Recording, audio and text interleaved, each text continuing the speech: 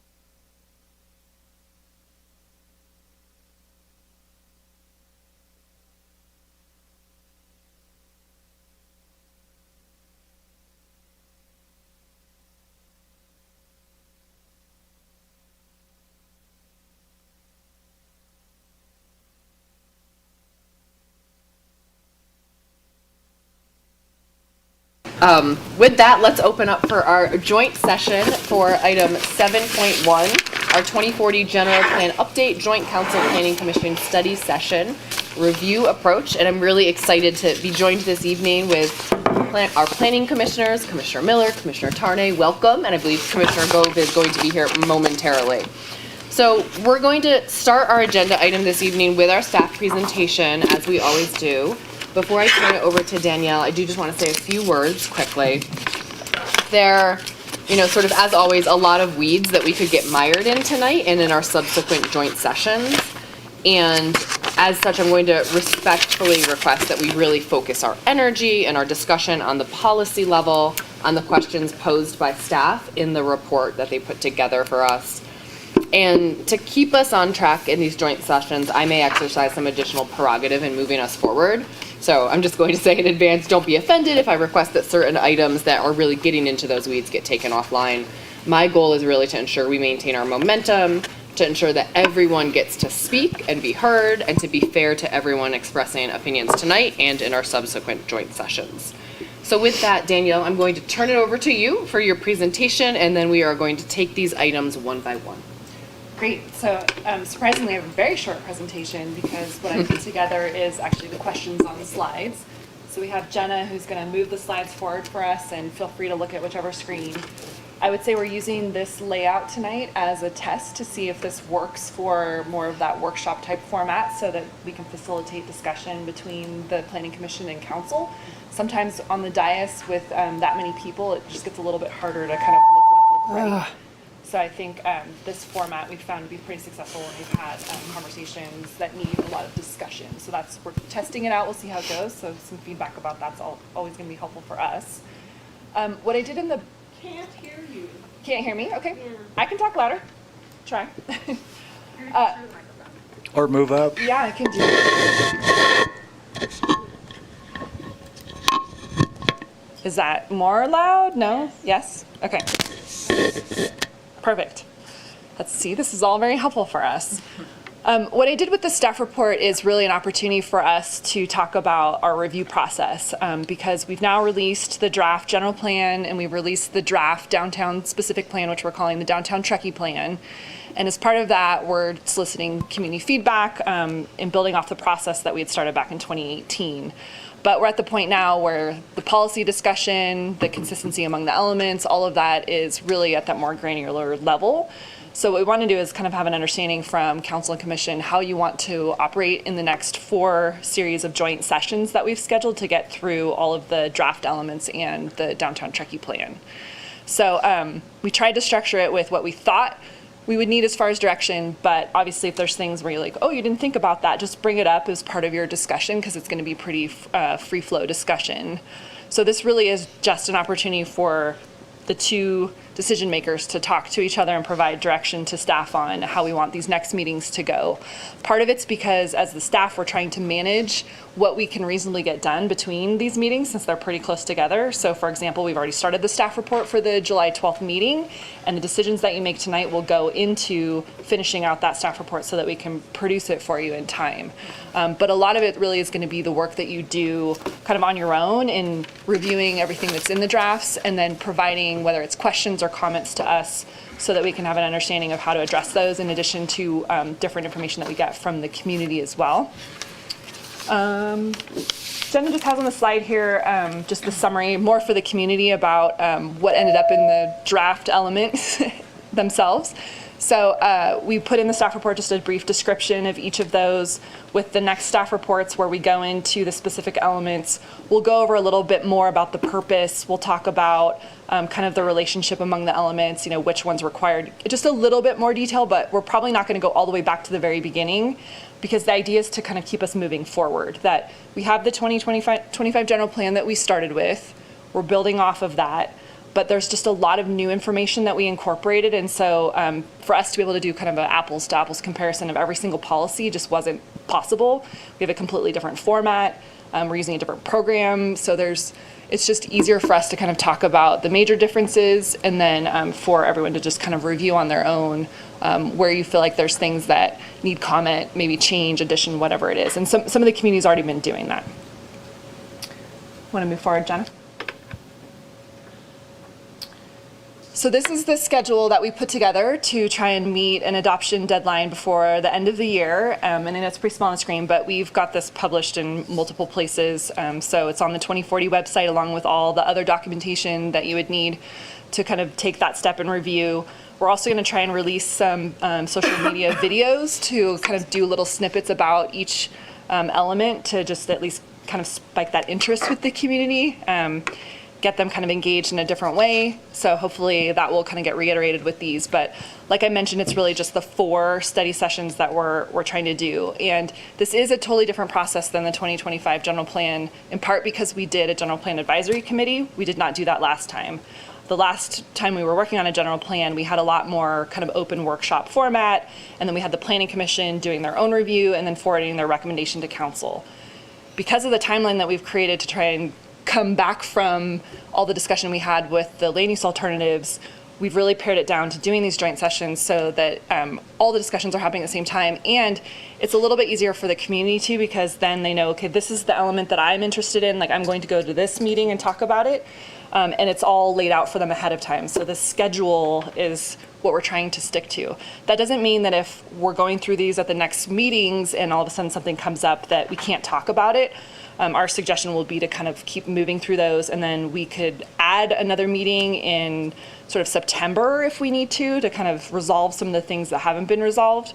And that may affect the schedule somewhat depending on if it affects the environmental impact report, but we did kind of build in September and October as a buffer month so that if we're just bogged down in something that doesn't seem like it's fully resolved in the draft, that we have time to look at that. So it's an aggressive schedule, we all know that, but I think we've given you the tools to be able to review it, and we'll see kind of how that discussion goes.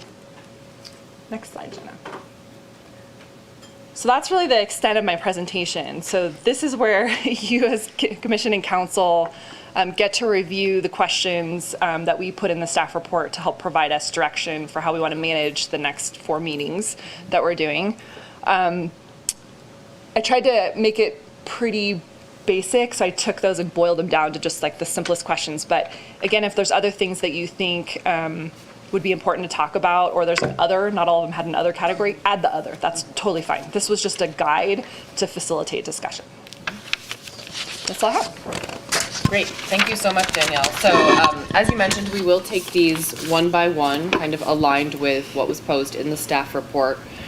So let's kick off right into item number 1, which is really our public comment and what looks like that. And I'm just going to provide a little bit of framing. I think that we have an established protocol for how public comment is done at meetings, and that's 3 minutes per agenda item or per discussion item. I'm supportive of that. I would love to hear from my fellow council members and planning commissioners if there is any reason that you believe we should deviate from established protocol on public comment. So let me start over with Planning Commission. Commissioner Miller. Could we get a clarification? Are you saying that an element is a agenda item, or is like a separate agenda item, or are you grouping all elements as one agenda item? I think that's an important question, Danielle, that you could weigh in on. My understanding is that there could possibly be multiple items in one discussion item. How are you envisioning that? Right, so let me give an example. Just leave it alone. I'm just worried about the backfeed, but that already did that. So if we have, Jen, if you want to go back to the schedule. So if you look at, for example, the July 19th meeting, we have the climate action element and the mobility element. Those are 2 separate elements. Mm-hmm. So you could structure it where you're only taking public comment in the beginning, or you're taking public comment for each element. So that would give, in that example, the public 2 times 3 minutes each to talk. Right. And that is what we did in the last general plan update process. Right. And maybe we can elaborate a little bit more on that, in that you would listen to the land use element, receive public comment, then move on to the safety and noise element and take public comment. So it's not consecutive 3 minutes. Right. Yeah. I apologize for interrupting, but I will ask you, everybody, especially on this side, to pay attention to turning on and off your mics. I'm going to go check the dais. I think that might be where some of the feedback's coming from. Thank you, Judy. So Councilmember Pallavi, did you want to, you were, I think I was just clarifying what, I agree with you, I was just making sure that you were being clear Per that each element. element was a quote-unquote agenda item, or however you want to refer to it. So I'm in agreement with that, I think it's fine. so 3 minutes of public comment per element. Or agenda item, or whatever you want. And those public comment minutes cannot be grouped consecutively, so if someone wanted to make a public comment, it would be 3 minutes for an element, wait for the next element presentation, not 9 consecutive minutes. Yeah, correct. Okay. How do folks feel? So I know you're supportive. I'm supportive and just have a clarifying question. Great. Is it possible for members of the public to cede their time to other members of the public to be able to batch for longer speaking time? I would say that's not typically what we do. So I would lean towards following kind of protocol how we've done it in the past. That seems very reasonable to me. Okay. Yeah, I agree. Okay. Commissioner Gove, welcome. So we're just on item 1, so you haven't missed much at all. Fabulous. Okay. At this point, I don't think it's fair for me to opine on what you guys have talked about, so. We're just on the first question. So the consensus seems to be so far of looking at 3 minutes per element. So this is about public Jenna, do you comment. wanna If go you can back? bring the slide up. I forgot to mention too that Jenna will type in the direction provided in the slides so that will go in the record too. Do we want each person just their 3 minutes once or the whole? 3 minutes once sounds great to me. I think we just all said 3 minutes per person per element previously. but The framing you being stick with you. The framing being that per element is closer to the standard practice. You get 3 minutes per item. So if elements are agenda. items, then we don't have a reason to deviate from the standard, unless you have a reason. How many elements are there? There's 7. But there will only be up to 3 on one night, Usually 2. usually 2. I think 3 minutes per element sounds reasonable. Okay. Thank you for bringing me up to speed. Can I ask another just quick question? Will there be the regular public comment open period at the beginning as well? We'll always have item 4.0, open public comment for any item that's not on the agenda. Super, thank you. More clarifying questions. Great. Is there any cap to the length of written public comments or the number of written public comments? No. That is a separate question that we're answering. though. We're good. Yeah. Right now, I guess I would say Yeah. no. That's right? what I was asking. Okay. Thank you. On this side? Good I know with that. Councilmember Pallavi waited. Councilmembers Klostad and Zabriskie? 3 minutes per element. I think 3 minutes per element should be the default. For me, a lot of it depends on the extent of the public participation. I think some of these items are so important, people have not had an opportunity to comment on them. I think the mayor should have an opportunity to consider, maybe with council's concurrence, that members of the public have an opportunity to do, in effect, a 3-minute reply to what they hear from the council and planning commission discussion.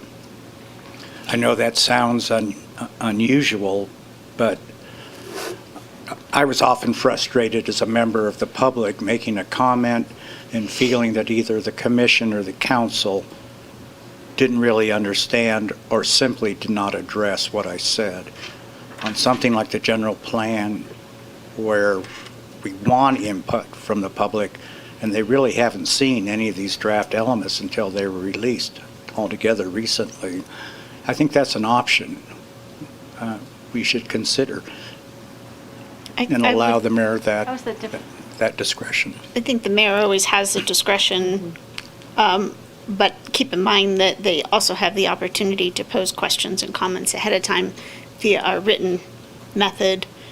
The public comment is really for their, the final public comment.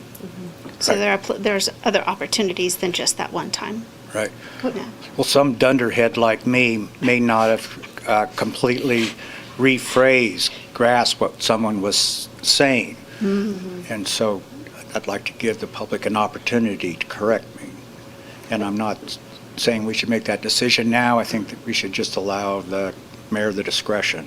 Because there's a time element too, I realize that. If we have 200 people pack the hall, I don't see us having time for reply. Can I just Those ask are my for thoughts. clarification on are you suggesting instead of having it before the discussion, you have the public comment after the discussion? Or are you suggesting 2 sessions of public comment per element? I'm suggesting that a commenter would have an opportunity to speak before the commission and council discusses, and then after the commission and council discusses, and then the council would then have to talk some more. So it could extend time, I realize that. It's a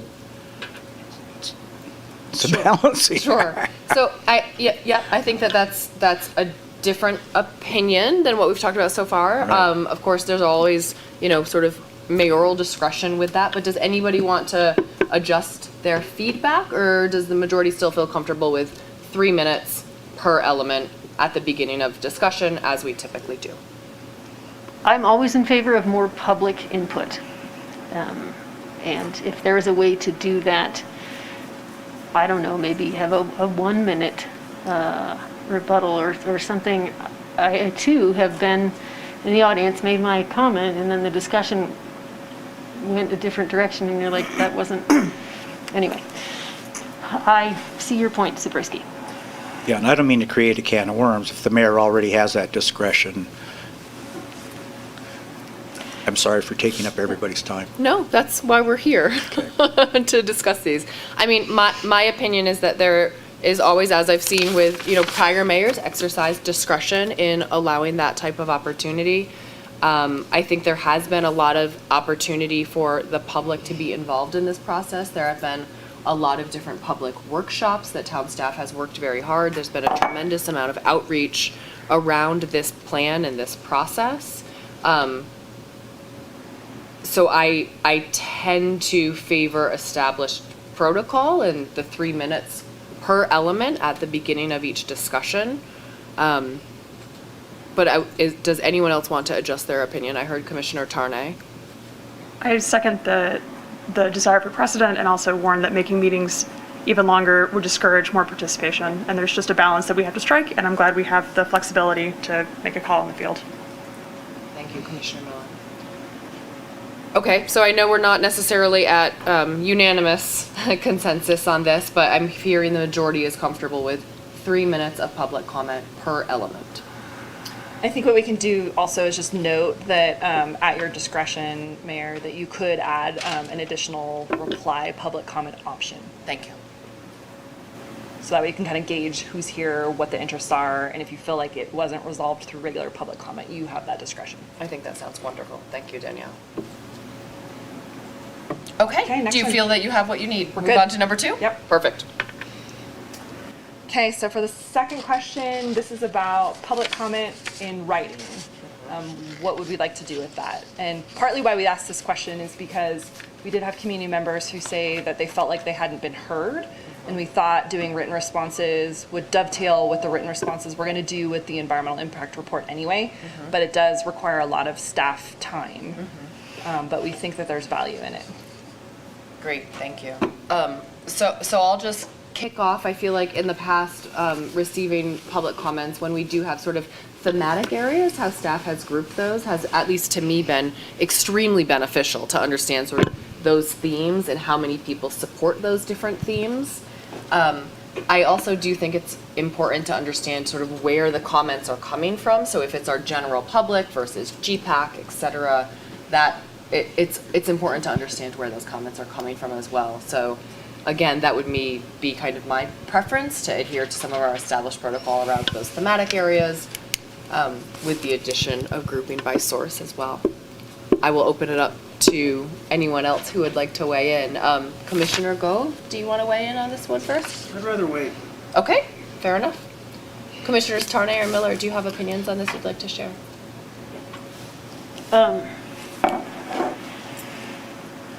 I just had a couple clarifying questions. There's no legal requirement to respond to comments in writing except comments received on the DEIR. Who replies to those comments? Is that staff, council, or? For written comments on the draft DIR, those are done by Ascent, our general plan consultant, and those responses, along with the draft DIR, become the final EIR. So they're all published. Okay, so that's done by Ascent. So you're talking about than just regular public comment? Are you gonna, and again, who would be providing those answers? Would that be staff? Staff. Okay, you're not looking to planning commission and town council to provide those. No. And I agree that it's great to group those into similar things. I do think that it's a good precedent to sort of respond to people that you at least got their comment. And, maybe just say, it seems to be in this category or something. Yeah, that's all. Just to clarify, so the proposal is to group members of the public's comments around themes, but to give individual GPAC members responses? Well, I think That's that's the up next for question. discussion. I like the thematic areas. I think it helps, and I think we could do that both within the general public and then within GPAC, for example. I just think having those themes has been really beneficial in the past, but I would love everyone else to weigh in on if you agree with that. Should we do the public comment first and then talk about the GPAC one, or? I'm happy to talk about both. I think it's easy enough to tackle them together. Yeah, I also feel comfortable having equal treatment, having GPAC's comments be lumped in with the general public and have the themes be consistent across both. Thank you again for clarifying the interpretation of what is standard practice.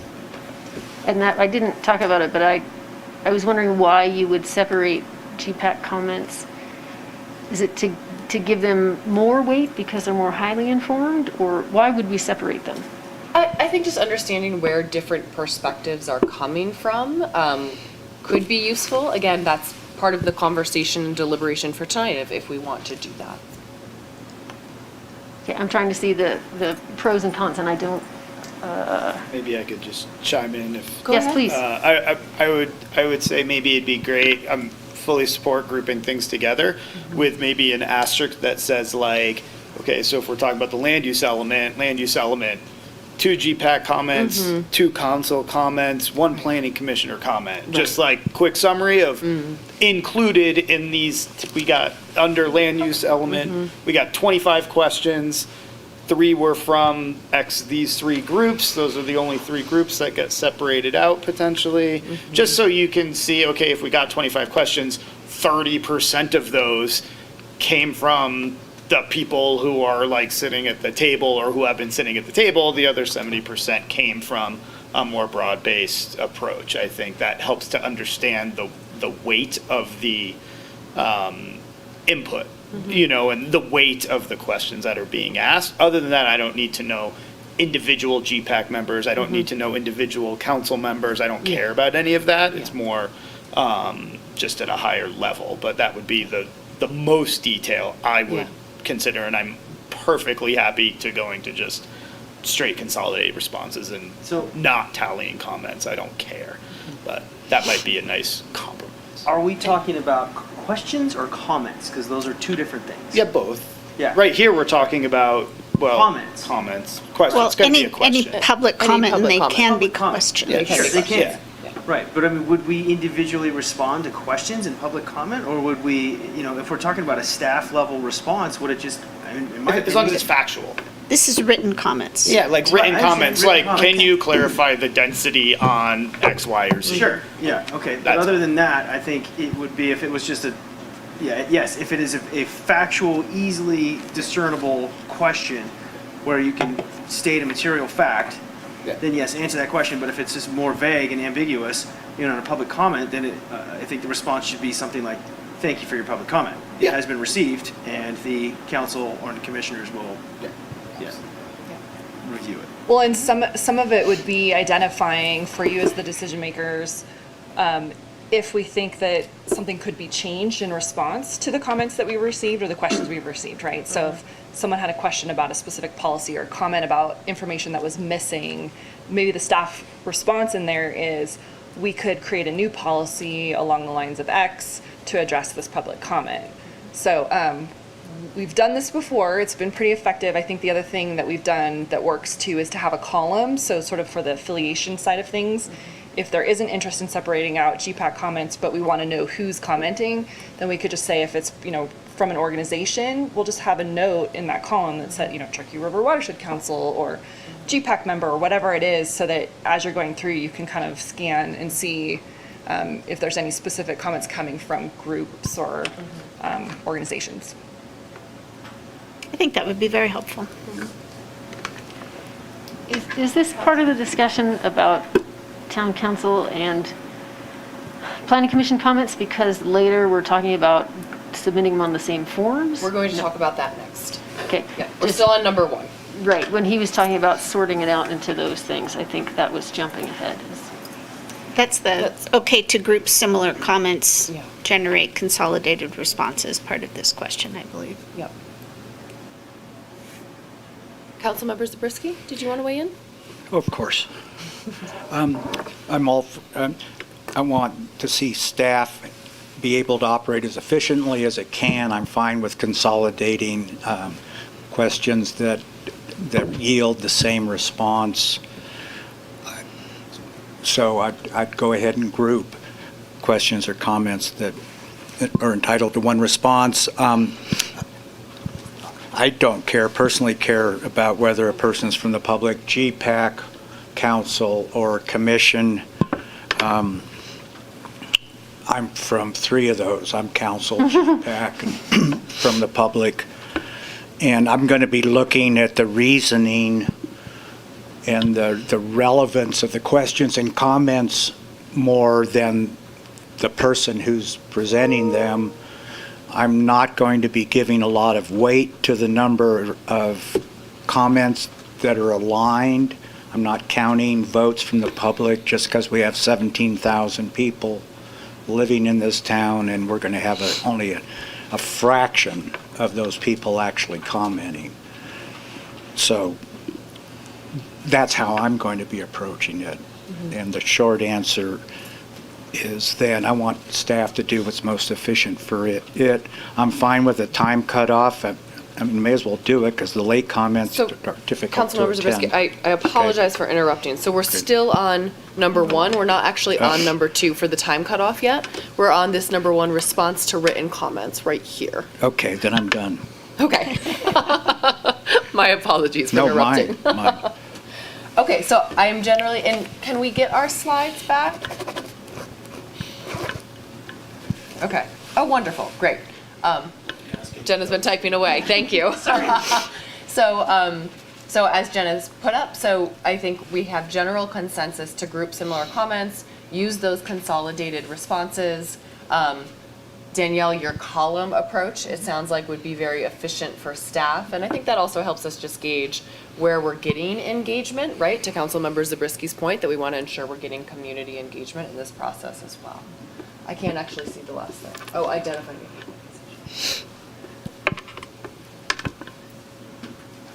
Everyone's okay? I'm getting thumbs up. Yep. Yes, Okay. everyone's good. Good. Okay, wonderful. Danielle, you have the direction you need? Yep. Okay, on to number 2. Thank you. Thank goodness I'm sitting next to you. Thank you. So this is specific to council and commission questions. So, and it's less so with, planning commission doesn't use the same process as council, so maybe kind of clarifying that oftentimes the planning commission will just go to the staff, the individual staff member for whatever project it is and talk to that staff member. The council submits their comments to the town manager consolidates them, and then all the staff go in and respond, and it's one document that gets posted along with public comment. So knowing that we have 2 different processes, I think we wanted to kind of figure out which direction we would like to go. So with that also knowing that we have more questions that could come in, how do we want to manage that? Councilmember Pallavi, I'm going to go to you first in just a second. I just want to frame this. So, it relating to the cutoff time for submitting questions, I do actually think that's going to be really important. And I think we, as a council, we sort of generally practice that they're in by Sunday evening at some point. But I think having sort of an official cutoff, because the reality is we then come into meetings on Tuesday night. Staff really needs Monday to be able to start digging into those questions. There are times when, you have to coordinate and, collaborate on some of those responses. So I am supportive of that. I think some of the questions related to, limiting number of questions per person, limiting staff time, I think we do really need to be very conscious of, whether the questions we actually submit will help us make decisions up here, right? We don't want to submit questions for the sake of submitting questions. I also think that we really need to be conscious of the amount of time staff has available to spend answering questions, and that we're being really efficient with taxpayer dollars in answering all of the questions. So I'm going to pause there. Councilmember Pallavi. Me? I'm going to go to you. Yes, sir. I agree. I think Sunday night, I think anytime Sunday night, I don't know if you guys care. Do you have a You don't care specific because you don't cutoff? read them till Monday anyway. So Okay. as long as we get them in by Monday at 7 a.m. even, right? 7? Okay. So I don't know. Sometimes I lag till Monday. I don't know about you guys. I mean, I'm fine with like Monday 7 a.m. for an official response. Okay. I'm not gonna, limit the number of questions per person or even propose to do that. I personally view the mayor as being the meeting facilitator. I think your questions, and I'm speaking to all of us around the tables, I think what you said, I will simply reiterate that. I think it's really important. If the question you have is going to help you make an informed decision about something in front of us, by all means, that's an important question. If you're asking questions to just, like, put us in a place that has already sort of been decided, I think those of us who've been sitting around the table long enough for 4 years, you've had a million opportunities to ask quite a few questions. So this round of questions needs to be sort of like, think of it as your final chance, right? And just, I don't know what that means. I'm not putting a number on it. I'm not going to put a time on it, but be reasonable. And I would only let the mayor decide when we're at the meeting, like, start with 3. If you got a ton more, sure, but, we got to get through it. So I don't know. I'm not going to propose a number. And I think, Danielle, typically you all spend sort of Monday is really the time to put the responses together so that they can go out Tuesday morning or Tuesday by noon in advance of the meeting. Yeah. So Monday is the window. Mondays, yeah, that's the time frame. And granted, we'll have multiple staff available. Right. To some degree. And what I would like to say is we need those back by noon on Tuesday. I think if we're going to be held to a deadline, 3 o'clock or 2 o'clock on Tuesday, that's really hard. Like, I don't know what you guys do. I get here at 4. I mean, like, I'm not looking at it. So unless they're back by noon at the latest, it's sort of unfair back to us in the same respect. So I would just ask for that mutual respect if we're going to be on deadlines for everybody. Danielle, does that sound feasible from a staff perspective? I think, yes, as a guide, and then we will have to gauge sort of the breadth of comments the questions that we get, Yeah, right? absolutely. And what we might try and do is similar where if we can group, we Yep. might just group, and so I it may agree. not be as written. It might be more of a general response to multiple questions just to save time, but I think we'll do our best to try and respond to any questions that we get. And I think you've done that before, and I think something you've also done, which I'm completely comfortable with, is if there are similar types or flavors of questions, see answer to number 14 above. Right. That type of response. FAQ type of thing. Yeah, absolutely. Councilmember Klostad, do you want to say something?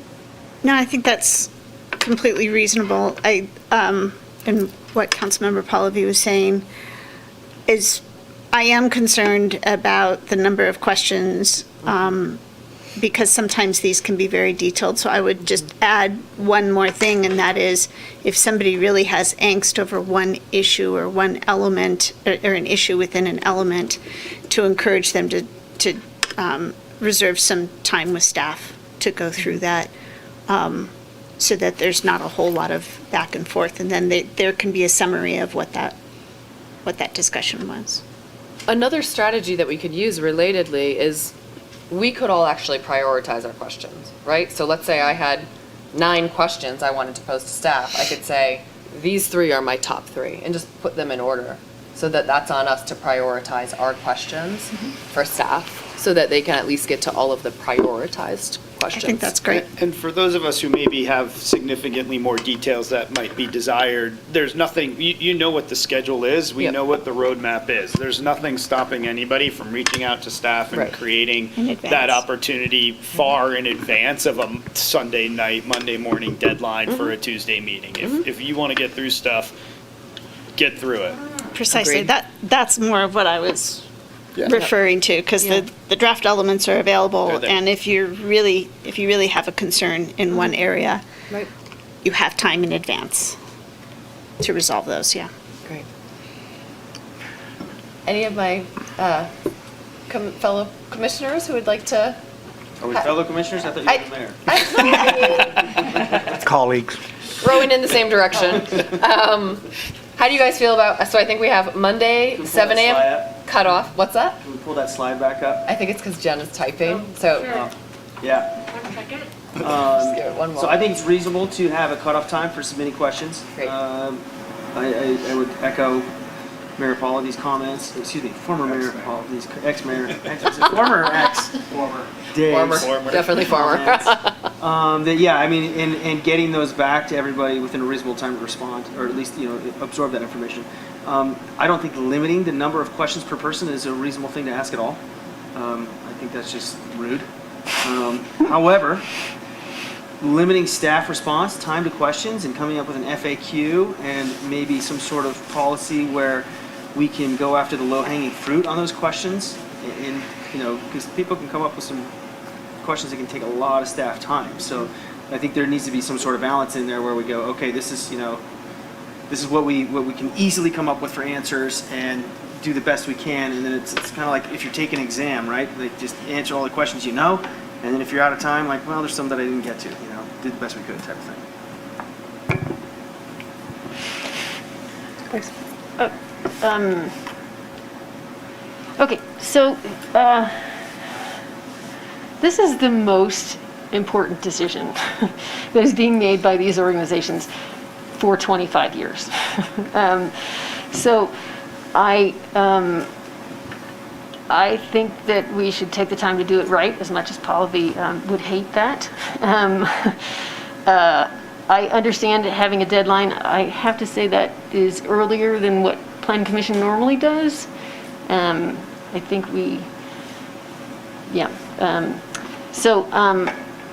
I don't know if we could push it to 10 a.m. on Monday. Give me a little bit of time on Monday, but that's fine. I understand the deadline and I understand why for written questions.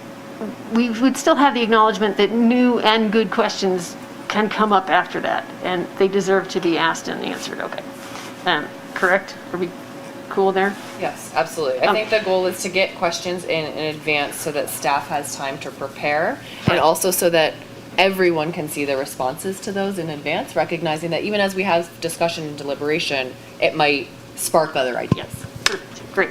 We're not outlawing those or anything like that. Perfect. I agree. I don't think we should limit the number of questions per person, but that is coming from a person who tends to ask a lot of questions. So take that as you will. Of course, lump those answers though. If 4 people have asked the same question, then by all means. I'm not a fan of limiting staff time spent on responses just because somebody's come up with a really good question that needs some research. I'm going to lean away. I'm not sure that they should be punished by not getting any of their other questions answered. And that's all. Thank you so much for taking all of our questions and trying to find wonderful answers. So thank you. Commissioner Miller. As the newest member of the Planning Commission, I've had the pleasure of getting to pay more thoughtful attention to the strategy of question asking more recently, because I've had to figure out my own. And these combined groups have a lot of them. And I just want to, I know we use words sometimes unintentionally and sometimes a little carelessly. The sake of submitting questions isn't really fair. Like, no one's trying to run up the high total of having the most questions. I have seen on Planning Commission asking questions that didn't seem relevant and were very successful discovery and actually were able to improve the project in ways that we didn't expect. Sometimes fishing expeditions and long shots do have dividends, and that can be frustrating until it pays off, and then we forget how frustrating it was, hopefully. So yeah, I agree with a lot of what's been said. I think prioritization is key. I would request that the person submitting the question gets to apply the priority and not staff, because some of those fishing expeditions aren't going to look like anything. So that's my main request. And I offer that I will challenge myself to submit my questions a week in advance, because I already have all the information. There's nothing stopping me from doing that, and I encourage others to join me. Absolutely. Wonderful. I love that. So if I could just add a comment, sorry to chime in, and kind of in response to Vice Chair Tarnay's comment, are you comfortable with us to some degree possibly triaging our ability to respond to questions? I mean, we will get commission questions that will take up the entirety of a Monday and sometimes even beyond. And given our other workload and other things that we have, including on-call planner shifts and whatnot, I want to be clear that there may be questions that we cannot get to, especially if we're getting questions from every decision maker and potentially 10 or 15 of them. We may not be able to respond to that in the course of an 8-hour workday on a Monday. So just food for thought. What is your comfort level with us potentially coming back and saying we were not able to pull that research together in time for a Tuesday morning deadline to Jen? I will say occasionally in the past, there's been, I can't answer this. I have an email out. I will try and bring the answer to that meeting type of thing. And so that gets you not just an 8-hour workday, that gets you 16 hours of workday. It might get you a little bit more time. It's hard to not have a question answered when I feel that this is the most important job that any of us have done. So I would just bring 2 comments into that. First, if you do have a lot of comments, to get them submitted well in advance. All the documents are available. If you're really concerned about making sure that your comments are addressed, the earlier you get them into them, the better chance that you have there. And then I would also just remind us all that these are going to be our first reviews, and there will be an opportunity to bring these all back for final approval. And we could say, all right, we need that question answered by that time or before. Because this isn't our one and only chance. We have another bite at the apple to finalize these things. Yeah, I agree with that. So, and you mean like the November Planning Commission, that would sort of be the overall? Right, you should have your questions answered by then, because that's also where we're going to be answering all of the EIR comments. And there'll be some important ones for us to understand from that as well. And that's our opportunity to do so. And does that help staff? Like if you need to postpone it that night because you can't get to it, but then? Well, I think we're still hearing the element. We're still going to review the element. No, I mean postpone the answer to that question. Okay. That's all. Would you guys feel comfortable saying, hey, I can't get the answer now, but I will try and get it for you by the November 1st deadline? Or I mean, I think we'll do our absolute best to be responsive to your questions. It's a little unknown territory on what volume of questions we're going to have. And then just looking back at how much time we spend on planning commission questions each month, it's quite extensive. So I think I'm just trying to forecast our ability to achieve the expectation that you're setting. That's all. I think one of the unique circumstances here is the council members are very used to and are great about submitting questions in advance, and we answer all those, but they're spread out amongst perhaps 10 to 15 different staff people, depending on, because there are a number of items. For these conversations, it is the planning staff. So to the extent that they are spending all of Monday or some of Tuesday, it is taking away from the other planning projects. So that's why we want to be very specific and clear on what the expectations are so that we're consistent with what you expect to come back and you know where they're spending their time during these discussions. Yeah, I mean, my feeling is a lot of these questions will be more along the lines of what was the reasoning behind this, or hey, I'm looking for information in the general plan on this and I see it here, but it should be here, or it's missing in this location, or something to that extent. Just based on having gone through the 2025 general plan, that was the types of questions that we would get. It was just more about why did we come up with this specific policy? What was the intent? They're kind of along those lines. So it's not the same as a development review application, which the planning commission works through a lot, and it's not the same as the projects that the council looks at. So I feel like we should be able to manage it. We just may have some of those questions, like you said, where it might just take us more time because we need to talk to Ascent and have them do some additional information sharing with us. And that may not happen on a Monday. I mean, they're just not always available. So I'm just going to sort of summarize what I've generally heard. So a Monday 7 a.m. cutoff for submitting questions was generally supported. All your comments. We would respectfully request responses back from staff by 12 noon on Tuesday. Questions can be grouped. We are asked to prioritize our questions as they're submitted. And of course, staff will have to do some triage, and we trust in you to do that triage. Okay. Let me say that I'm comfortable with staff looking at I mean, I will disclose Some of that us our do. staff, Yeah, some of us do. the staff Some of us have a reports will be 365 day short, weekend though, so it's okay. for that reason. So the emphasis is really to give you the opportunity to review the elements, not to review our staff reports. Now, we will have, some general information because we expect the community to also be reading the staff reports, hopefully. So there might be, here's the purpose of this element, that kind of information. You as council and commission can kind of just bypass that and skim it, right? Because you already know that information. But we feel like to provide adequate information for the community, we're going to include that stuff. But they're very condensed staff reports as far as we envision writing them right now. It'll just be more so if we have a lot of beefy topics that kind of come out of the comments and questions that we get. That's where we're going to start to pull themes and focus on those. Those could add to the length, but that's where we want to put our emphasis. Okay, just one question. Yeah. You have comments coming in from the public at the same time as our questions are coming in, and you're trying to respond to both. Yes. Commission, council, and public. Right. In So writing. those have been coming in on their own, and they've also been coming in when we've advertised for the meetings. So we've already started doing some of those responses, but that's where I say there's a balance of time because we don't know how many we'll get, and we may not have them all answered for that next meeting. Right.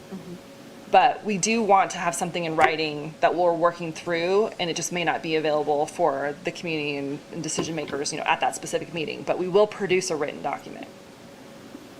So it's just the timing that we have. It's a lot, but we feel it's pretty important to do those written responses because the community has kind of asked, hey, what happens with my comment?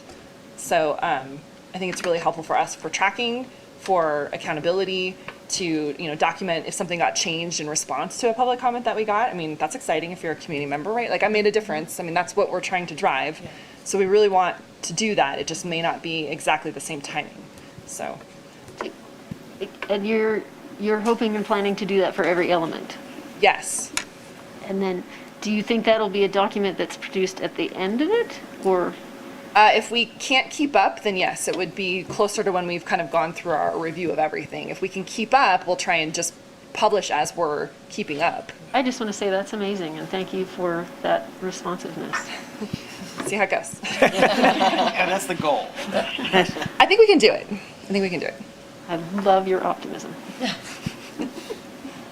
Okay, so I feel like we have pretty good direction to staff and strong support for this. Danielle or Jenna, do you need anything else on this one? Just if the notes that are up on the right side reflect the kind of agreement and consensus that your dais has. May I make one minor revision? On the consider prioritizing questions, could that be for Planning Commission, Town Council to prioritize and numerically rather than categorically? I'm fine with that. Just to be very in the weeds, so it's very clear what we're willing to give up and how. Like you prioritize these are your top 3 questions. Like if you can't get to anything else, these are the 3 Number I'd them all. love to get some answers. One to however many you have. And if they get to 10, then that's great. If they get to 5, that's 5, but we know which ones. Number 1 is always your highest priority. Right. Good clarification. Thank you. Thank you. All right, Danielle, on to number 3. This is our protocol for council and planning commission comments. Right. And, okay, go ahead. Jenna, you want to go to the next slide, sorry. Thanks to Jenna for managing all of our comments as we're talking about them. So for this one, it's specific to comments, and we did put together this public comment form specific for the general plan update process with the hope that it would help us be able to come up with those themes that we're seeing in all the comment that we receive. So it's helpful for us, although up for your discussion, it's a different process than we've been using before. And I think it's just something that Just have it and then you hit submit. I think Because you have to select an element right now. Boom, you select your element, you make a comment, submit. You got another question, great. Choose your element, put it in there, submit. Next one, keep going. Right. This isn't rocket science, Yeah. folks. I think Yumi can problem solve that since she created the form anyway. So I'm confident in her. You have a great a new IT director that might be able to help too. Yeah. We can use resources effectively. We So- can. And Jenna's going to pull it up so maybe you can see what you're talking about here because I don't.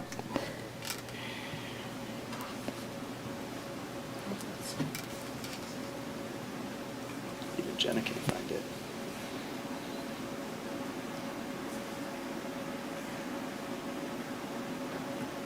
It's a PDF.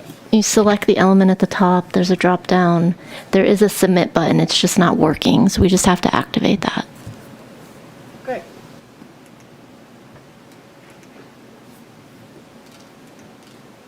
So I'm hearing general comfort with using this form under the assumption that we can make the submit button work. Right? It's just getting people to do it, As long as they're not out of their element. as long as they're not out of their element. It's good.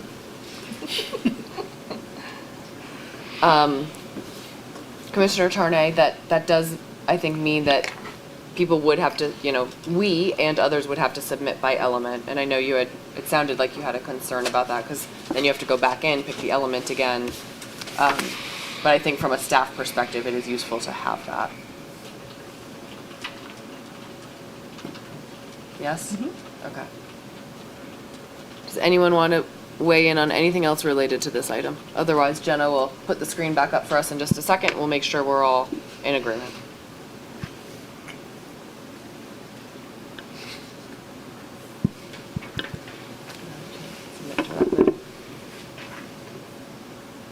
I think that's it.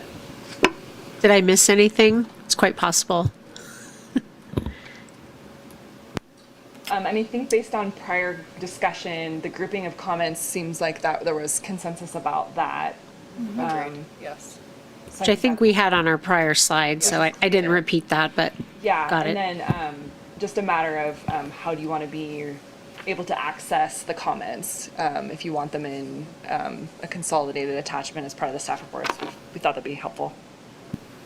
If people are printing them out, can they do more than one so we're not killing 40 trees here? Like if people are coming to get a PDF here, can they put more than one element? You're going to have to type it in anyway, so it's not going to help sort anything for you. Does that make sense? I'm not sure I understand what you're asking. Well, I believe Jen said that they're available, those comment things are available as a printout here at the town. Yeah. And so could they combine more than one element on that? Oh, yeah. Instead of, that's what it. I don't think we'll get a lot of people using the paper form, but we always try and have at least a few copies available, yeah. Trying to kill the least amount of trees Yes. possible. Thank you. We agree. You make a text addendum for it. Okay, and included as attachments in the staff reports. Okay, I think there's a general comfort with using the form, having the submit button, having consolidation, and having comments as staff report attachments. So with that, let's move on to item number 4. So changes to the draft 2040 general plan, and this is really how we would like to see these. So I might be starting to sound like a broken record here, but I do think we have an established protocol for this, how we review development code changes. We get the redlined version, we get the clean version. I would propose sticking with that established protocol. But if anyone wants to deviate from that, speak up now or forever hold your peace. Thumbs up. Thumbs up. Yep. Yes, okay, unanimous, wonderful. Easy one. I just want to quick go back, because I pulled up the form and it does not drop down on our town iPads. And that was my issue, is that it's not working for me. We can check and see too if maybe that's a specific iPad issue, because one of the public comment forms came in from someone who submitted it on a Mac, and when I pulled it up on my PC, it was had scrunched all the wording together, so I couldn't read it. So there could just be some interface that we could troubleshoot with IT. Is there a point where we abandon having a Microsoft Word-based version and just go to something that's text-based? Because this is a lot of compatibility issues for a lot of smart people that have a lot of time. There's probably not an option for this process right now. I can't imagine that we would be able to get something up that we're comfortable with working with a new IT director that's literally been here 2 weeks. There's no Google Form version that we could host. There's no form. I wouldn't be comfortable committing to that tonight. There's no form. Could we ask, sometimes in planning commission, we just say like, please look into this, and then if you do, you can, that's fine. Maybe we talked to Yumi about whether she could do it in a Google version. I could set this up in a Google form for you, Yeah. like tonight. I think your options are what we could be comfortable committing to tonight is using the form or going back to for purposes of these boards submitting via email. I don't want to commit to something that I'm not sure we can do because we're trying to set the process going forward. So I think those are your two options for this evening. This isn't a PDF. It looks like an actual Word document, and not everyone has, like, that's an expensive piece of software. So I'm concerned that this worked for the people in the office, but may not work for all the people that we want to participate in this process. I think we can look at that. Thank you. I think that's a good comment. So do we let's just add that into number 3, just to make sure that it's captured? Yeah. So Google version, Jenna. / compatibility or Yeah. whatever, accessibility, whatever we want to. Okay. Thank you. Thank you. Okay. Are we ready to move on to number 5? Okay. So number 5, direction to staff. What constitutes direction? And staff posed some questions to consider. I think similar to responses from staff in some of the questions. We do have a protocol in which the Planning Commission provides recommendations to the council. The council, as the elected body, provides direction to staff. I think a question for me, does Planning Commission want to take a vote as part of this process? I think it is important for the commission to be able to do that and record those votes as part of this process. But I would love to hear from our planning commissioners about how you feel about this.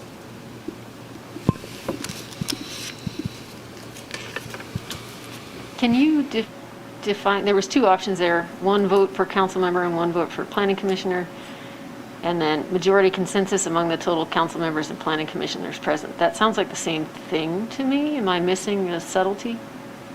I think it's a question of sequence. Like, in the first option, is it that the commission votes first and then the council votes? Or do we all vote at the same time? It said 1 vote per council member first and 1 vote for. I'm sorry, I'm referring to the board.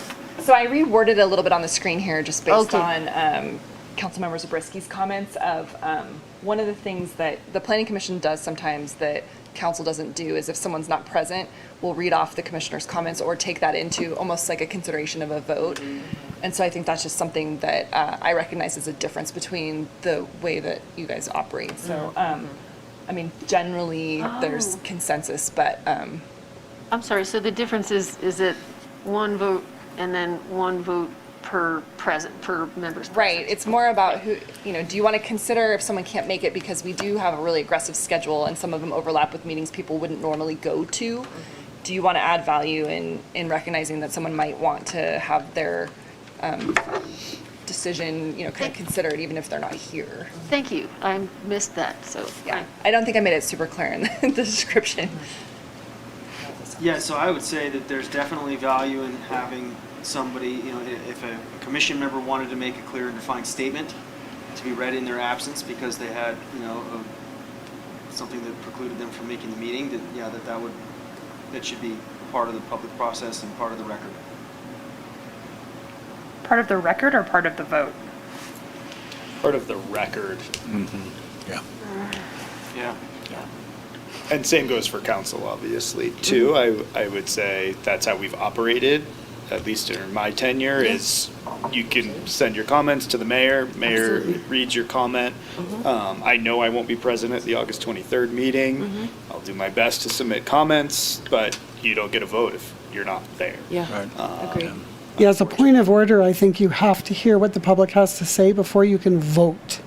So if you're sending in written comment, that's all it is. It's not a vote. And no vote can be made by somebody who's not present.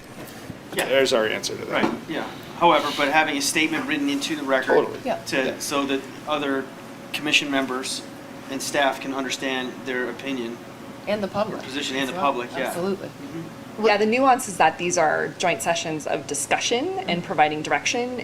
You're not actually making your final decisions until we get into the November timeframe. So that's a little bit of a difference too in how we look at this, and that it's kind of up to you what you want us to do. That it's a little more flexible in saying this is a hearing and we're actually making a final action. And so we could make it that you get a vote even if you're not here. No, If you- no. That is her Town option. council just said no. He just said for a decision for a meeting, but she's saying this is So a, Andy, it's. This is a the difference they're not- discussion, They're and so just we can't. discussing the elements. They're not taking action. They're providing direction to staff, but it's not until we get to November. So it's a little bit of a different nuance. Providing some direction is okay, but there cannot be a vote per se, unless somebody's present. I have a question for the people who will be facilitating these discussions. Do you imagine this just being a very perfunctory 3 minutes per person per element we read off and then that's it? Or will there be some sort of facilitated drive to consensus where we try to find trade-offs and come up with a better option than we walked in with? Can I weigh in and then I'll give it to you? I mean, I think our goal is to drive towards consensus and to drive towards compromise. We're not all going to agree on everything, and we're all going to be have to be willing to give up some things to get other things, right? Like that to me is fundamental to this process. I think I'm hoping that's where we all want to go, and to do that in a really respectful way, right? To follow the Truckee way and to really embrace that as part of this process. Yeah. Does that answer your question? No, that's very helpful. And in that case, I appreciate also how we've just worked off of existing practice and not tried to create new systems. And I actually really like the process of us having a recommendation that we come up with, but then the council, the elected group being the one that moves forward with the final recommendation. So I would offer a two-phase consensus and something to that effect, hand wavy. that was our B option, I believe, in Okay. that question. Thank you. I think we want to work towards consensus, but we've already seen there's sharp disagreement on certain issues, and we may not be able to reach consensus on those, and we vote and we move on. That's sort of the way I look at it. It's the way we do things. It's the way the commission does things. It's the way the council does things.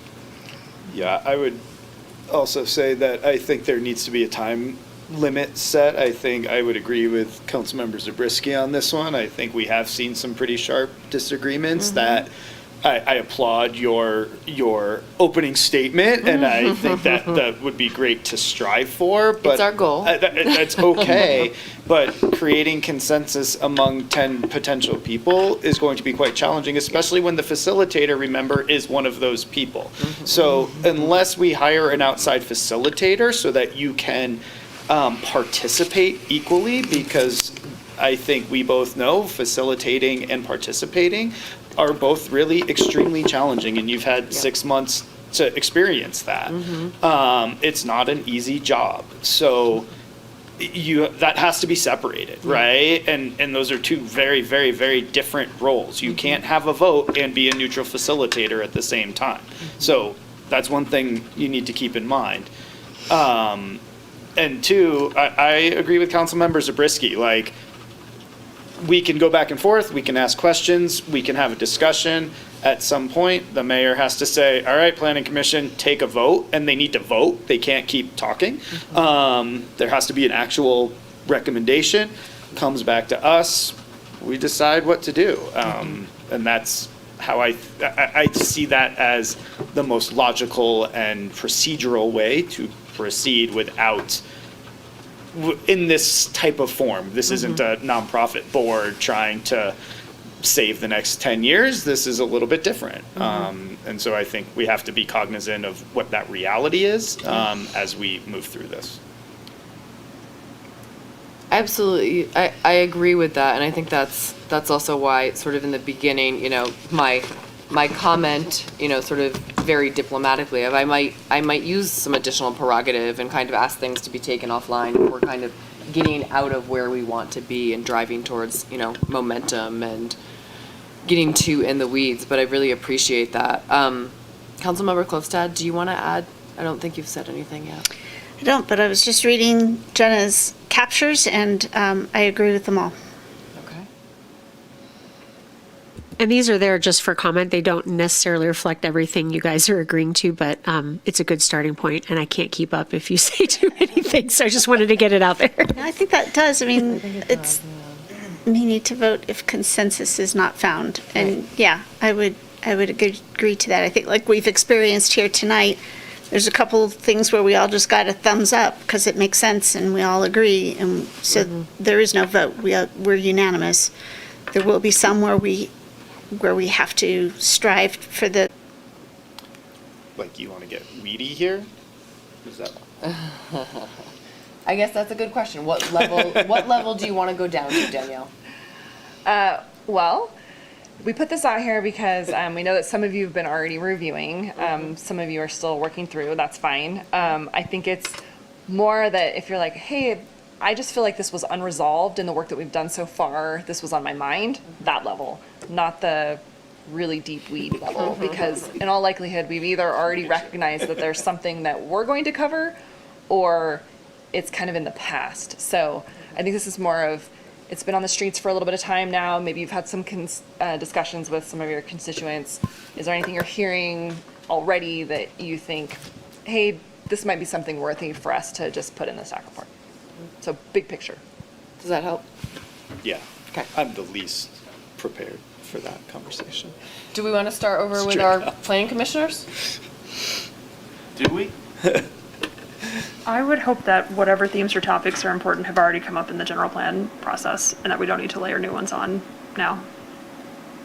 Because I have my own, but we've had a good public process and should respect that.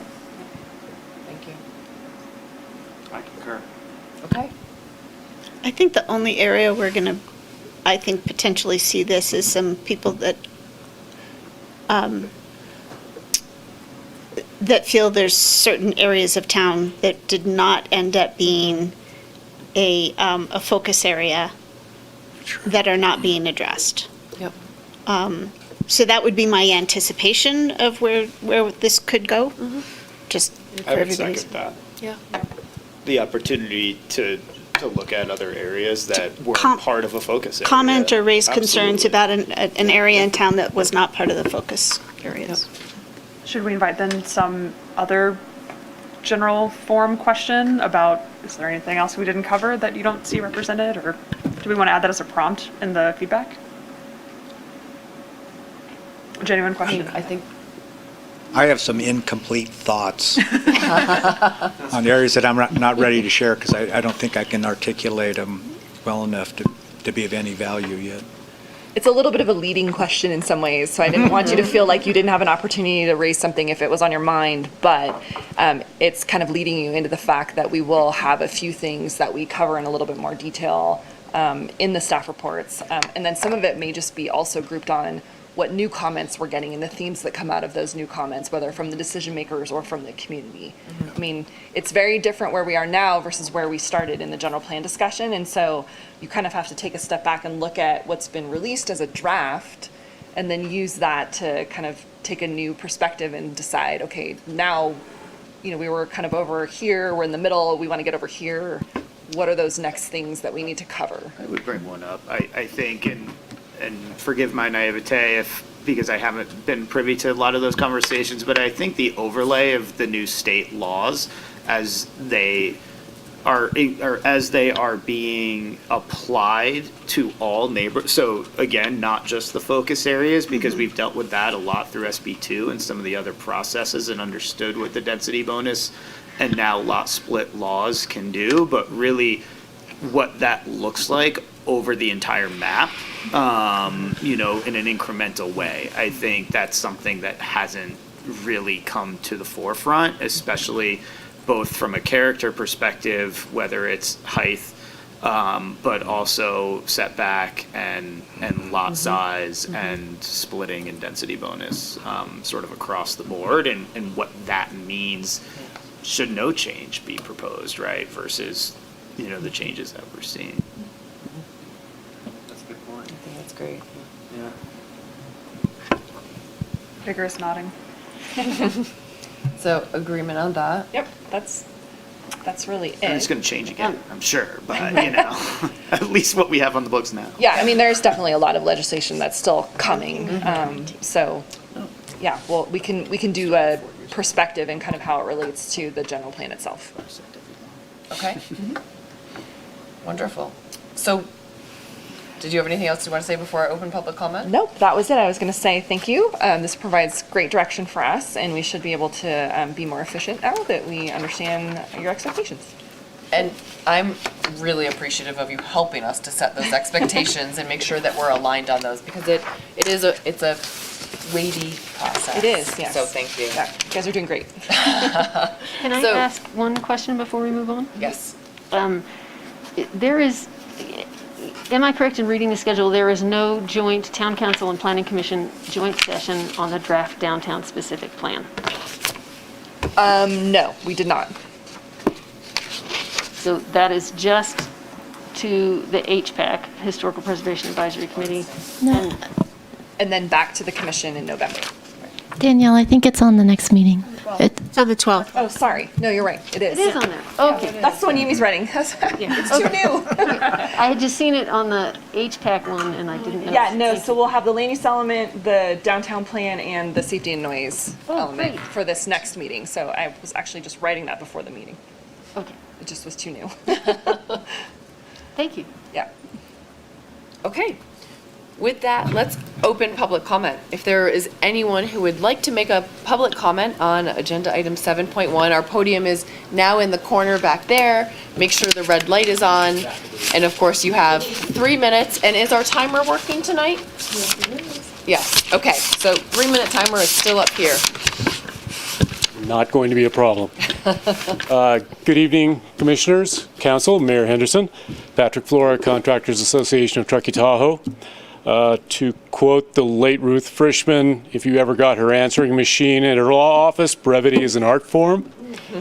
So I would just say that we are in support of item 1, public comment being 3 minutes for each draft element. Item 4, yes, include dated red line copies showing changes. And yes, to basically sticking with precedent with on item 5 that Planning Commission provides direction to council and council ultimately provides direction to staff. So thank you very much. Thank you, Mr. Start them at 5:15 or 5:30, we might be able to get more involvement. Thank you. Thank you, Commissioner Tarnay. Would anyone else like to make a public comment on agenda item 7.1? Okay, seeing none, we will close public comment. With that, staff has the direction that they need to move forward in the process. And with that, I will also excuse our planning commissioner members. Thank you so much for your service this evening. We are going to take a, let's say, 10-minute break. So 6:36, we'll come back at 6:46 and move into item 7.2.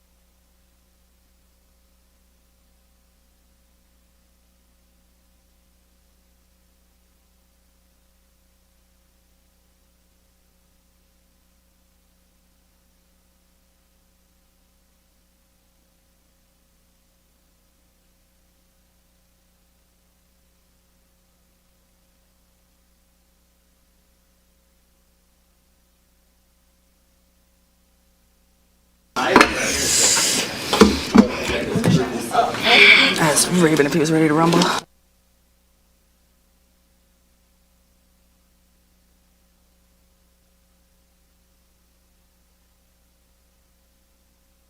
So we are going to come back for item 7.2, appeal of the Rock Golf Net Variance denial.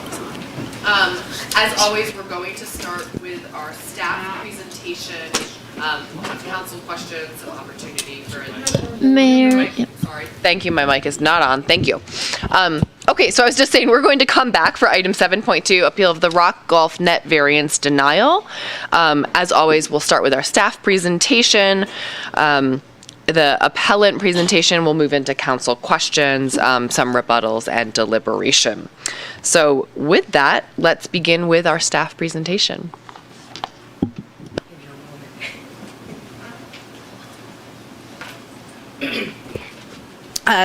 Good evening, Mayor and council members. Tonight for your review, we've got the appeal of the denial of the Rock Golf Net Variance. This is item 7.2 in application 2022-62.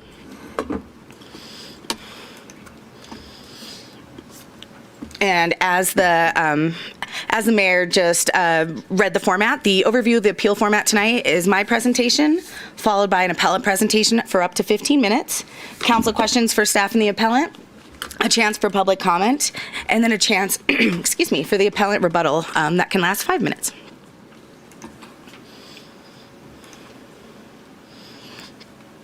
Just to refresh us on the appeal rules, no new evidence or testimony is supposed to be provided by the appellants unless the appellant can demonstrate that this information wasn't previously available to the appellant, or if there's another party that would like to present information they were not able to participate in the previous reviews with the Planning Commission or have known about that review process.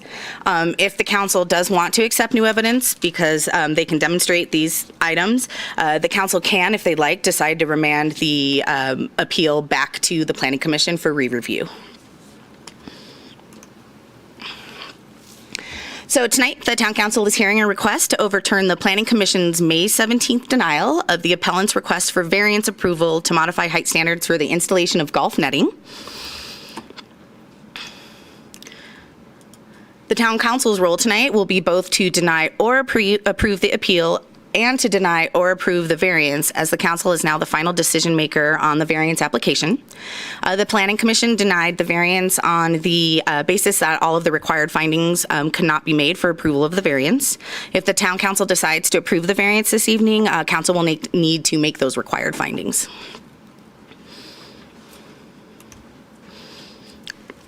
So as far as the appeal response, the staff report responds to each of the appellant's assertions in detail. The appellant believes that the findings for the variance can be made. And so tonight, staff's just going to concentrate on discussing those findings that the Planning Commission believed that they were not able to make, to see if council agrees or finds it differently. Though we're going to discuss all the findings that the commission were unable to make, staff did want to highlight that this particular finding, which staff feels to be the most difficult one to make due to a lack of data, and that is the variance requested the minimum departure from the requirements of the development code necessary to grant relief to the applicant?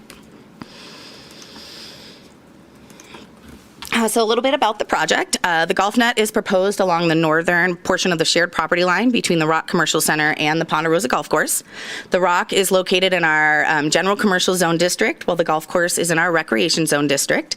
The applicant is proposing to locate the golf netting along the rocks, along 3 parcels. Let's see. The Rock's common area parcel, over here what we call Building F parcel. It'll jut into the golf course and then back into the common area parcel. This is just a little overview of the zone districts and kind of what we're looking at here. You see the Rock and the Ponderosa Meadows homes in our general commercial zone district. The golf course is split into 2 parcels with the single family homes in the middle, and then there's some more commercial up by Cedar House Sport Hotel. So the Ponderosa Golf Course, it is a 9-hole golf course permitted by Nevada County in '62 and in operation since 1966. The land is owned by the Truckee Tahoe Airport District, and the golf course is operated by TDRPD. As we just saw on the last slide, it's a 2-parcel course that's separated by those single-family residences on Reynolds Way. The Rock Center was originally approved in 2002 with a variety of project amendments throughout the years. The most recent amendment was in 2018 for the construction of Building F on the northern property line that is shared with the Rock and the golf course, and one of the parcels proposed for the golf netting. The Rock development currently includes 6 commercial buildings and 19 residences. So the applicant was proposing the installation of 9 50-foot poles supporting 320 lineal feet of golf net fencing spanning over those 3 parcels. And the land use entitlement, the land use entitlement requested is a variance, as our development code section for fences, walls, and hedges provides standards for heights of fencing, which is the maximum height of 6 feet. The 50-foot golf net would not be permissible under our current development code standards. However, the chapter does also provide an exception for what we call sport court fencing, so fencing around tennis courts or other recreational courts. With minor use permit approval, you could go up to 20 feet. The applicant did not believe that 20 feet would suit their needs. So staff and the applicant discussed the potential for a variance approval to request fencing height greater than 20 feet. Staff informed the applicant team that the variance may be approved if they could provide enough information in the project application that would support those variance findings. As part of the application, the applicant provided a golf net study by a consultant. This study modeled 2 potential golf drives and resulted in a recommendation for fencing height and configuration to prevent these particular golf shots from entering the Rock Center. The golf study recommended netting up to heights of over 140 feet. Staff did email the agent during the review process to ask for some additional information that could quantify what the 50-foot height limit would look like compared to the 141-foot height limit, and see if there would still be adequate protection from the golf balls. We did not get any quantitative data, but we did receive a letter that said that the 50 feet would not be adequate or effective in preventing golf balls from entering the Rock Commercial Center.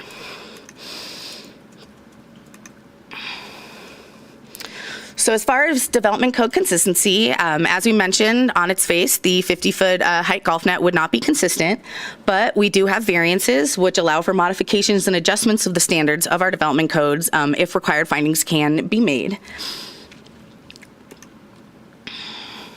At the Planning Commission's May 17th meeting, the Planning Commission determined they were unable to make the highlighted findings, so that's going to be findings 1, 2, 3, and 5. And staff will go over those right now. So finding number 1 is there are special circumstances applicable to the property, such as the location, shape, size, surroundings, or topography, so that strict application of the development code deprives the property owner privileges enjoyed by other property owners in the vicinity and under identical zoning districts. In the variance application staff report, so the original staff report that staff wrote, staff discussed that there are other properties in the identical zone district that could be subject to errant golf balls from the golf course. These properties do not have fencing that exceeds our development code standards, nor do they currently have a pathway to propose such fencing. Staff was really highlighting the Ponderosa Meadows residences that are also in our general commercial zone district and located directly adjacent to the Rock Commercial Center. The Planning Commission took this line of thinking a little bit beyond the Rock and beyond the adjacent properties and really looked at the privileges enjoyed by all development adjacent to golf courses in town. They also took issue with the definition of special circumstance. They did not believe that a special circumstance, that choosing to develop adjacent to an existing golf course was special circumstances. And they also noted that the applicant and golf course could work together potentially to find a solution that would comply with the town's development code. Let's see, finding number 2 is very similar to finding number 1. This is the variance authorized does not constitute a grant of special privilege, inconsistent with the limitations upon other properties in the vicinity and in that same zoning district. The Planning Commission found that the variance would be a grant of special privilege inconsistent with the limitations on the adjacent properties.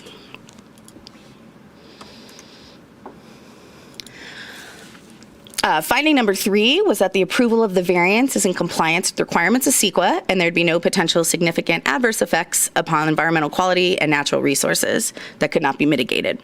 At the May 17th hearing, the commissioners found that there was inadequate information on whether the golf net could have the potential to significantly impact wildlife movement, and they voiced concerns regarding potential entanglement of birds, bats, and deer. Staff had suggested a CEQA exemption from section 15303, which exempted fencing for smaller projects. The commission did not agree that the 320 lineal feet of fencing qualified as a small structure. So finding 5 is really the finding that staff believes warrants greater discussion.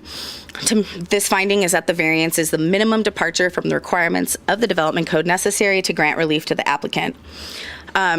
Really, to make this finding, staff needs to understand the scope and severity of the golf ball issue and then work to determine what the minimum departure would be to mitigate this issue. To establish the scope of the golf ball problem, staff has repeatedly requested any and all available data on the frequency of stray balls entering the property, the extent or frequency of property damage or personal damage caused by balls, and the reasoning behind the continued development of the property if the appellant was aware of a, quote, a uniquely dangerous situation. The appellant was unable to provide data or explanation. So really, staff struggles with what the magnitude of the errant ball issue is, and wonders why there is no claims or data over the last 15 years on property damage if it is a continuous issue. Because of the lack of data, staff doesn't feel that they can determine the departure from the development code necessary, since the issue still is unclear what we're trying to depart from. The second part of this finding is what the minimum departure necessary would be to grant relief. The appellant submitted the golf study that looked at the shots that could land inside of the subject property. The study highlights that these are worst case scenario shots and unlikely, or potentially not hit unless they were perfectly straight at a certain speed, not to be hit by the average golfer. Staff is not aware if these are the types of shots that are impacting the property. The consultant wants a 141-foot fence to prevent these shots from entering the property. The applicant is asking for 50 feet, and staff is unsure if that would suffice. The consultant is saying that it wouldn't. So staff is not sure if that's the minimum departure necessary. Staff has many questions. Why propose a height that's not supported by your consultant? At the May 17th hearing, the commissioners asked the appellant about the true nature of the variance request, and the appellant stated that it was one of liability for the property owners due to new case law. So staff is wondering if we're granting relief from errant golf balls or from the liability or potential of claims, and if maybe there's another method to do that if that's really what the relief is. Staff does acknowledge that there's the potential for errant golf balls to enter any property along a golf course, but really just doesn't feel like we have adequate information to determine the extent of the issue and what the departure necessary from our standards are. So, in summary, staff concurs with the commissioners that choosing to develop and continuing to develop property adjacent to an existing golf course is not a special circumstance. Staff doesn't find that there's data available to determine the extent of the golf ball issue. There's insufficient data to determine what might mitigate that golf ball issue. And, staff is not in support of a variance that, gives us a golf net fence that's kind of just for show and not functional. I mean, I think if we are trying to find a departure from our code to solve an issue, then we should be solving the issue. And then if the property owner liability is the issue, are there other mitigation options that could work, such as signage or notification, or, are there other avenues we can go down? So staff agrees that the required findings for the variance approval cannot be made. I believe we've had one public comment that everyone received earlier today. And so staff's recommendation is to adopt Resolution 2022-40, determining the project exempt from CEQA per Section 15270, projects which are disapproved, and deny the appeal and variance based on the recommended denial findings. There are, of course, alternative actions that the council may take. The council could continue the public hearing to a date and time certain. You could request additional information from the appellant or staff.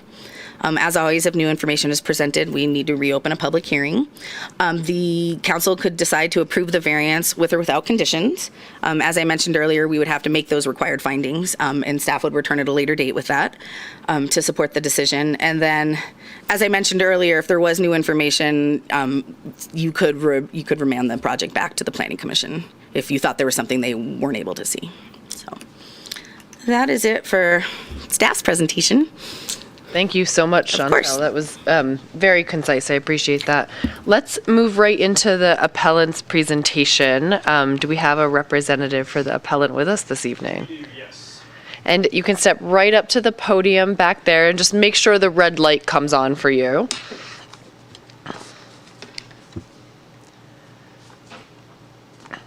And again, just as a reminder to Chantel's overview of the process, you of course have 15 minutes to present to us this evening.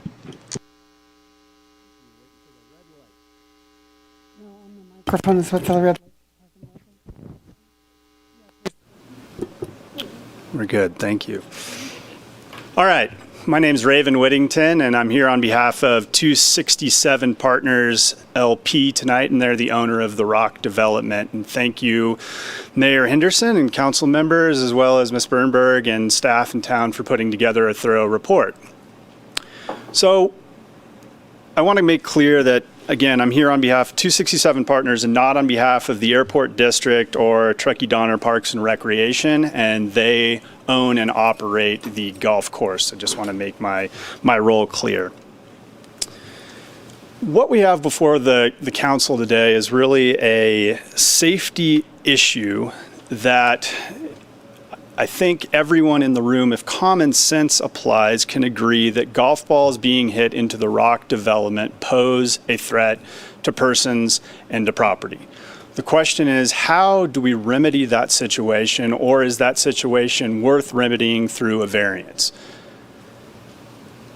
As Chantel pointed out, there is no information before the council, nor do I know of any direct information of the number of exact golf balls that are hit from the Ponderosa Golf Course into the Rock. However, if you've been to the Rock and you look around, there's golf balls. If you've worked at the Rock, which I used to do, and this is anecdotal, so you don't have to take it as new evidence, there were places that you would park in the Rock because you knew that if you parked somewhere else, your car would likely be hit by a golf ball or have a higher chance. Mr. Barr submitted, and Mr. Barr being the owner of Drunken Monkey as well as 50/50 Brewery, submitted public comment today, which pointed out that in his long tenure at the Rock, there's been numerous problems with golf balls. Mr. Rankins, who again is an owner and operator of MWA Architects, as well as has a shared interest in 267 Partners LLP. He's seen in his time there countless golf balls. In fact, he told me a story of he used to keep a bucket outside of his front door of golf balls that would just roll around the parking lot and would fill up. And he didn't bring the bucket here today, but we'll have to take him at his word. And if you've ever been out there golfing and you've stood on the 9th tee, you can see how close it is in proximity to the Rock. It is really uniquely situated as a golf tee compared to really any other tees, at least that I've been in, and I'm not a major golfer, but certainly anywhere else on the Ponderosa golf course. And so what we have is a problem. The problem can be remedied by any number of ways, but the most common way that golf courses address errant golf balls is through golf netting. And we see them all over California, all over the United States. And so 267 Partners, and looking at how can we solve this problem, decided to go to a consultant and see what would they recommend as far as golf netting goes to keep, again, the public and property safe from errant golf balls. So the consultant came up with a recommendation of 141 feet of being the highest tier to keep essentially a certain percentage of golf ball shots hit by a modeling driver, or actually it was two drivers if you look at the study, out of the Rock and of the adjacent areas. 267 Partners, knowing the sensitivities of the town to aesthetics and the size of a 141-foot golf net, decided, okay, we don't believe that 141 feet is something that the town is going to approve and something that Truckee, the citizens of Truckee, are going to want in their backyard. So what is something that we can take? What is the minimum departure that we should make from the variance to provide protection to patrons, tenants, and just the random public that are there at the Rock that don't know there's a golf hazard? And that was the 50 feet. And the reason that they chose that is because you can see on the modeling that was provided by Tanner Consultant, the first pole is at 50 feet. And I believe that is on the Tanner Consulting, excuse me, study is from the 3/15/2022 staff report, and there's a graphical depiction. And there it is. Yes, thanks, Ms. Bernberg. And at the bottom there, you can see a projectile chart where there's a dark blue and a light blue line. And then the first pole there, or the first line, is a black line. And that is the 50-foot pole. So if you kind of draw a horizontal line from that top of that 50-foot pole, you can see that the golf ball trajectories, while not stopping all of the golf balls, would stop a good deal of the trajectory, certainly from the more advanced tee, or excuse me, the front tee, which would be the darker blue line that you see there. And while the expert Tanner Consultant did mention in the report that 50 feet would not stop all balls, he certainly didn't say that it wasn't going to have any sort of preventative measure. So if you look to actually the Tanner Consulting Group's letter dated March 13th, 2022, which is included in the staff reports of May 17, 2022, he says, and again, response to 267 Partners, while I've been made aware of your decision to potentially reduce the netting height to just 50 feet, I must let you know that the outcome of this will result in golf balls still being able to easily exit the golf course property and enter the Rock commercial property. So yes, while golf balls can enter the property, there are certainly those that are going to be stopped. I mean, the logic is if you put a net up, they're going to stop certain golf balls. The problem with modeling errant golf ball shots is they're errant in nature. They're unpredictable.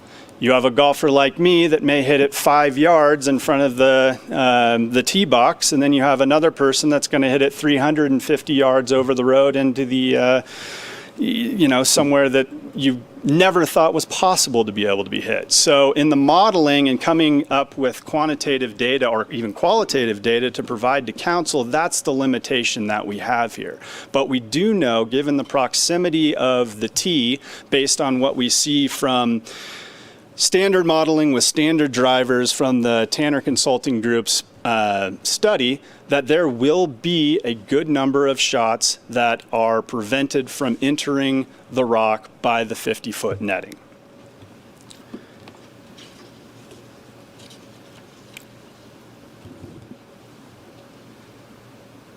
One of the purposes of the development code, section 1801020, is to protect and to promote public health, safety, comfort, convenience, prosperity, and general welfare of the residences and the businesses in town. And the golf netting is designed to do just that. The concern, as raised by the town, is that we're putting up golf netting. I think the two concerns is that we're putting up golf netting without knowing that it will stop balls. And to that point, I believe the Tanner Consulting report, common sense, just standing on the 9th tee box, addresses that a number of balls will be deterred from entering at 50 feet. The other concern that was raised in the report is, are we setting a precedent where now the town of Truckee is going to have a bunch of golf nets all over town in areas that are adjacent to golf properties or golf courses? The response that we have to that is that 267 LLP in the Rock is a uniquely situated property. It's a CG property of which only the Ponderosa Meadows, the the apartments that are there right next to the backside of the Rocks parking lot would fall into. You see other commercial zones, the CN zone, which is up at Tahoe Donner, where one of their recreation centers are next to the driving range, and they have a net that is at least 150 feet. And so in one of our other commercial zoned areas where the public is interfacing, at least in proximity to a golf course, this in that situation being a driving range, there's already golf netting up. Additionally, there are on the backside of the Ponderosa Golf Course, at least on hole 4 on Lippert's Way, almost every single one of the residents back there has a net that's higher than 6 feet. They kind of wrap their houses in it almost like, a little bird cage to keep the golf balls up.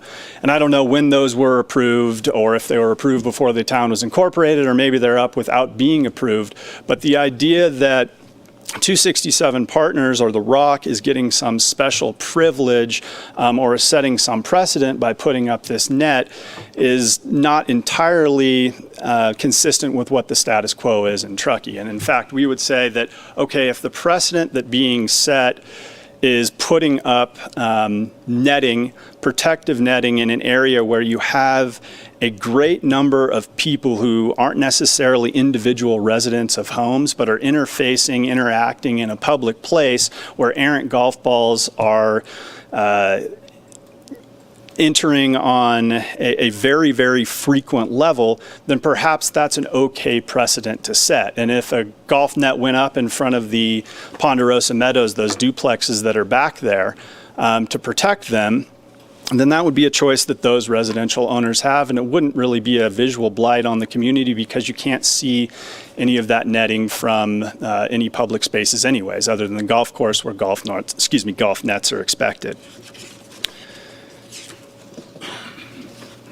So as to the special circumstances finding for section 1882-030A1, we would contend that there are special circumstances that exist at the Rock.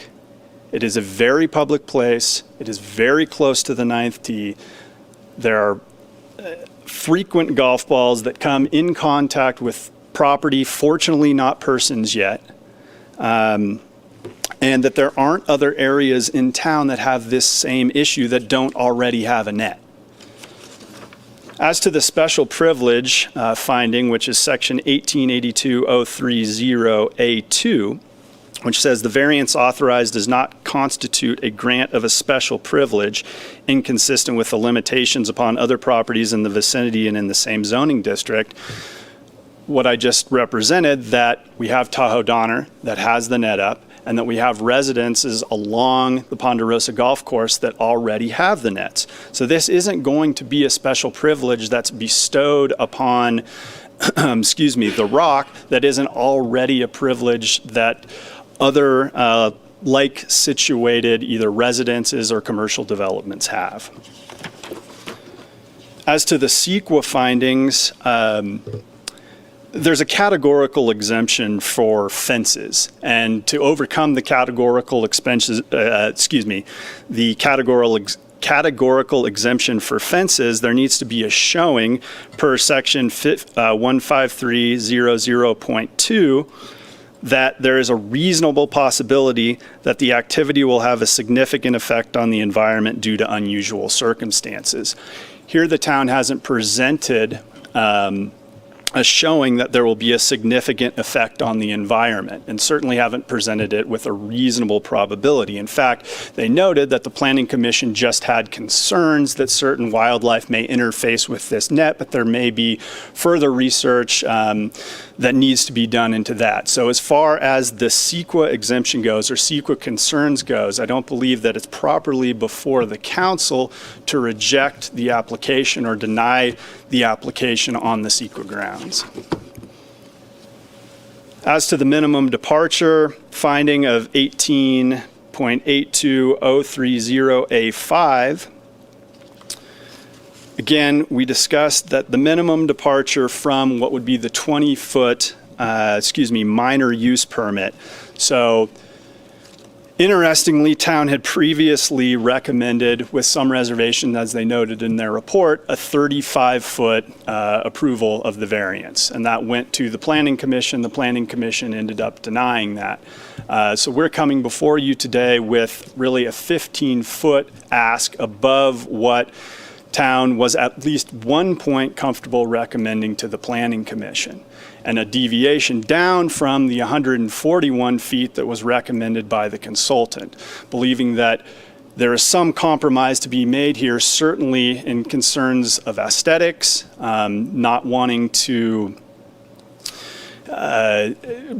essentially burden the town with a net that is so beyond the necessary requirements or so beyond the variance that it would create a precedent that we have very, very tall nets in town, that the 50-foot based on the Tanner consultant falls within the minimum departure requirement, and that excuse me, is not significantly greater than the 35 feet that town was at one point okay with recommending to the Planning Commission. So on those bases and these, those that were set forth in the appeal request form, as well as the additional letters in support of the application, we would ask that the council grant the appeal and grant the variance for 50 feet netting. Thank you, Mr. Whittington. Perfect timing.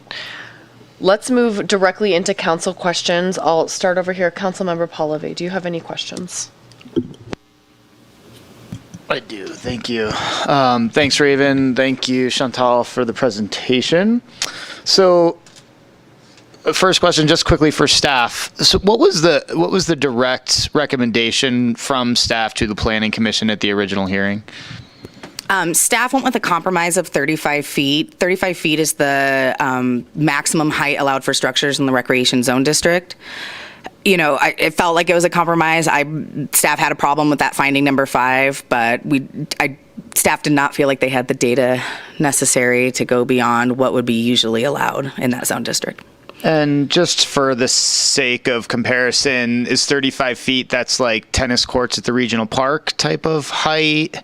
Or can somebody maybe just tell me what the height of if anybody knows the height of the fences at the tennis court should be 20 feet. I mean, I'm not exactly sure what the permitting process was for those, but if they were to be permitted now, they'd be. Do you know what the height of the Tahoe Donner net is? No, that's not a permitted net, or not permitted by, no, so there are no golf nets permitted by the town. Sure. There could have been permits for that golf net by Nevada County when Tahoe Donner was originally, or when that area was originally there, but we don't have golf nets in our development code, nor have we permitted one before. So does anybody know what the height of said golf net is at Tahoe Donner? Nobody knows. Okay. Interesting. So this is a question, I think, for the appellants. And I should also, I just want to also make clear for the record, I lived in the Ponderosa Meadows HOA for 2+ years. So I have a fairly direct experience over there. So to the appellants, what is the nature precisely of the liability issue in front of you, and that may or may not have changed, in which prompted this application? And you're going to have to stand up to the podium, Raven, and hit the red button.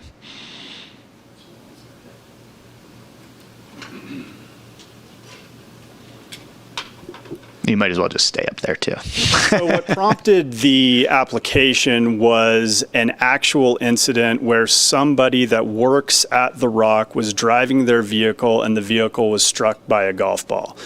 That naturally concerned the individual that was driving the vehicle, who felt that if he was going faster or something was happening, he'd lost control, any number of things could have happened. So that individual then went to management for the Rock, told them about it, and then that's led the Rock to looking into, okay, what can we do to mitigate these problems. The liability situation is not one that has really changed, at least for the private owner of the Rock development. There was a case that came out recently about a baby being hit in a stroller outside the Rose Bowl down in Pasadena, but that had more to do with municipality liability.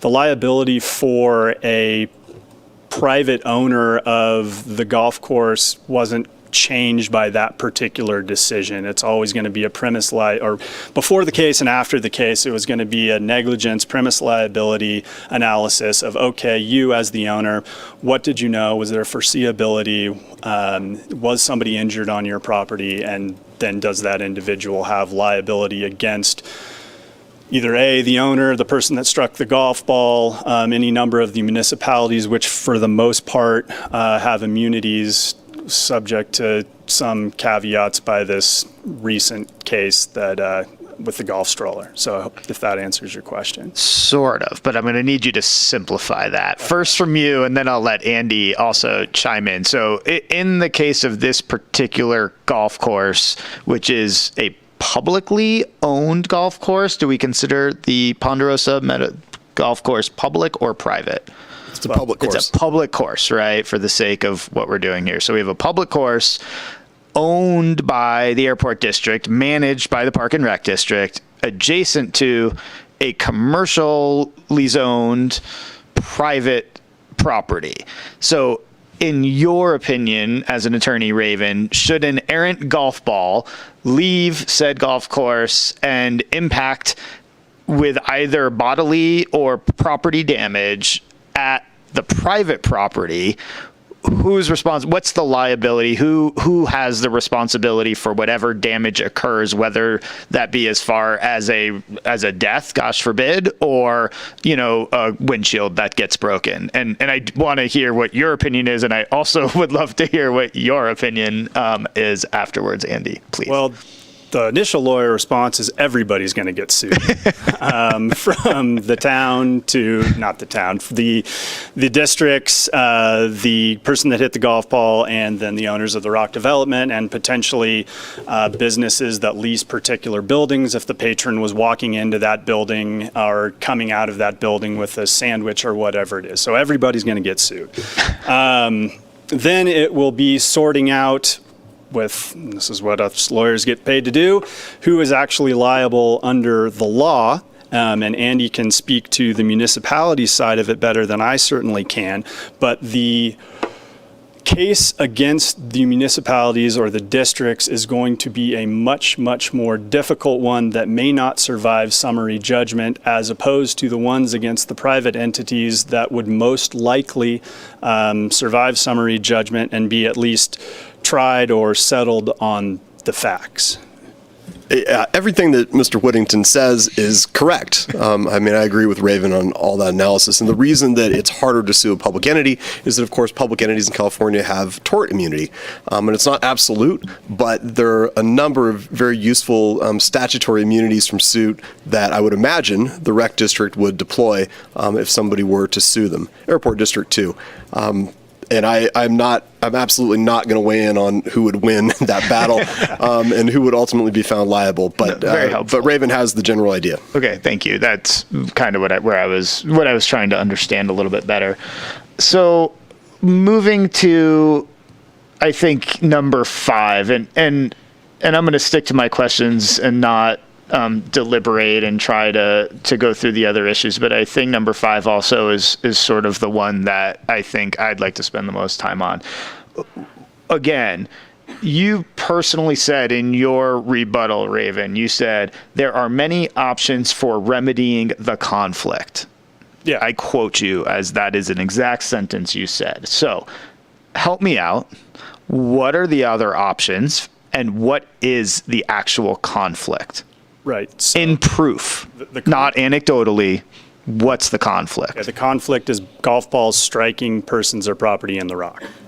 With to date, there hasn't been someone that has been hit, but there certainly have been cars with people in it that have been hit, buildings that have been hit, etc. But from what I understand, there has been no claims, no proof, nothing of anybody even making an insurance claim with their car company. Did we go to that extent or no? Kurt can address that, yeah. But I'm going to need some proof, not anecdotal, Kurt. Kurt Rankins here. I can speak to, I'm not clear on the definition of anecdotal, but I'm aware that insurance claims have been made by people whose cars that were struck against the insurance company for the rock. Against the insurance company for the rock. They paid out. Now, and you as can far as- provide that information. I'll have to get the property manager, but sure. Additionally, there is nobody out there monitoring how many stray golf balls come into the property. I'm not And it's denying even worse right now because now you can't even see the tee box from the golf course, so there's no direct, sight line. I'm not arguing with you about any of that. I live there. I know. I know we're in a tight situation. I know where the 9th tee is. I know how horrible of a golfer I am. I have played that hole numerous times. You don't have to defend that part of the issue. I'm just trying to understand what the conflict actually is and what other remedy options have been considered. Okay, so we've talked to Parks and Rec. They said they're not changing their golf course at all, period. We did go there. 2, we put up signs. And then we went to a golf consultant as an expert, and they told us to put up a fence. Those are the remedies. And as far as the number of balls, I'm going to say they've been into the hundreds, if not thousands, in the last 15 years. But we don't have any quantifiable evidence of that because there is none. Staff keeps asking for it. I'm like, I'm sorry. No one's standing out there watching every golfer and counting. There's no mechanism. And I guess I should just point out that you just said, and you've had some time to present that evidence, that there have been insurance claims against the property manager. Oh, I'm sorry. You just stood up there, though, and told us that there have been claims against the property manager, and there have been ample opportunity to gather some of that data, and at the very minimum, present us with an opportunity to be able to overturn item number 5 in a much more substantive way. That's all I would say. I testified in a hearing to those facts. Right. We've also broken building window to the insurance company in Building A. Interesting, they insure the rock, so it was their own window that got broke. And then we went to the legal counsel next door for advice. It's cool. It's Thank you. really direct. Thank you. I don't have any further questions. Thank you. Okay, thank you, Councilmember Pallavi. Councilmember Klövstad, do you have any further questions? I just have one question focused on finding number 3 for CEQA. Was there any offering of mitigation because I would have a hard time finding CEQA to be exempt without at least some sort of mitigation? So negative declaration with mitigation? So in the original application, in the original application, I came up with some potential mitigation because looking at the initial study list, the only potential, one of the potentials I could see would be wildlife netting, wildlife being caught in it. And so from what I had researched, it's not that wildlife is killed from going into the net, they're traveling so fast, but it's from being entangled and never removed. So I had come up with condition of approval that the owners of the rock would have to specify some sort of plan if, and tell the tenants, tell people in the parking lot, have signage that if something is seen, there's someone to call and come and, disentangle the animal. I have that slide hidden if you're curious about it, but that was a condition of approval on the deny, but the planning commission denied. I would also offer that under an exemption, we wouldn't have any mitigation in place. So we would need to do an initial study to determine if it is exempt. So, for example, if your council is considering, a 50-foot tall fence, or net, I think we would recommend that we do an initial study before we make any kind of decision like that, just to make sure that this is still an exempt structure. Yeah, I agree with Jenna. And part of the reason that I agree is that unless Raven's aware of a different exemption, I think what he's talking about is the Class 3 categorical exemption for small structures. And the only fence reference, and Raven, tell me if I'm wrong, is that Class 3 consists of the construction and location of limited numbers of new small facilities or structures, and it includes accessory structures including garages, carports, patios, swimming pools, and fences. So ultimately up to the council to decide whether a fence of 50 feet or 140 feet or 35 feet is a small structure or not. But that would be the kind of analysis I imagine we'd want to do. That's precisely my concern because it is, I'm very familiar with that categorical exemption, and I'm struggling to make that. So that's why I was wondering if there was any suggested mitigations, but it sounds like we would just really have to do an initial review. Yeah, I guess I misspoke. It wasn't mitigation, but a condition of approval that maybe made me feel more comfortable with that exemption. But I do understand that, 16,000 square feet of fencing probably isn't a small structure. Yeah, okay, thank you. Councilmember Zabriskie, do you have any questions? First of all, we're talking about CEQA. Does this mean then we don't have any information on whether raptors or bats or passerines or flycatchers would be caught in the Gulf net? We do not. The concern was first raised, and when I say we, I'm speaking for 267 Partners. I don't believe the town does either. The issue was first raised at the Planning Commission hearing from which this appeal was lodged, and no studies were done in the interim by either party. Okay, so the appellant never considered the potential environmental impact until it appeared in front of the Planning Commission? That's correct, because the 267 Partners believes that it was fell within the categorical exemption. And if you look at the council is correct that fences is within the accessory appurtenant structures, including garages, carports, patios, swimming pools, and fences, but that's also lodged under, it's a subsection of new construction or conversion of small structures, which also includes duplexes, single-family residences, etc. And so when 267 Partners looked at that, there was nothing that was particularly egregious as to the size of the nets that would make it fall outside the categorical exemption of section 15303 of CEQA. Okay. So just thinking as a practical matter, just as much time as the appellant and its staff has spent outdoors and the rest of us, we can fairly safely assume that a 6-foot fence is not going to interfere with raptors, with hawks, falcons, and that sort of thing, while a 50-foot fence or a 100-foot fence, a golf net, would. That's a great question, and I asked myself that, and it didn't go beyond asking myself. But bats and raptors and whatnot are particularly gifted and adroit at flying through the air, grabbing small insects, avoiding trees, and avoiding things like that. Bats can't even see, right? They use sonar to watch out for things. So I don't have an answer. What my thought is that we have golf nets all over the state of California, and that clearly if they were running afoul of CEQA on, let's just say, a carte blanche going to be birds caught in 50-foot nets all the time, then we probably wouldn't see as many golf nets as we do around California. But I don't have a direct answer to your question, which is a good one. I do. You asked if the appellant had thought about this. Yeah. Yes, we had. During construction, to protect the workers from golf balls, we hung a net from the rafters. And during the time period of construction, we caught golf balls, but we didn't catch any birds, we didn't catch any bats, we didn't catch any rodents, we didn't catch anything.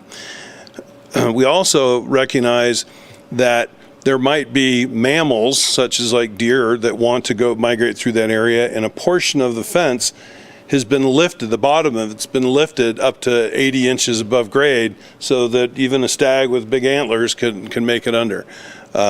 So yeah, there were considerations. How big are the cells of the golf net? It's in the proposed. I don't know off the top of my head. It's smaller than a golf ball. Yeah. Okay. I believe it's about 1 inch, maybe 1 1/4.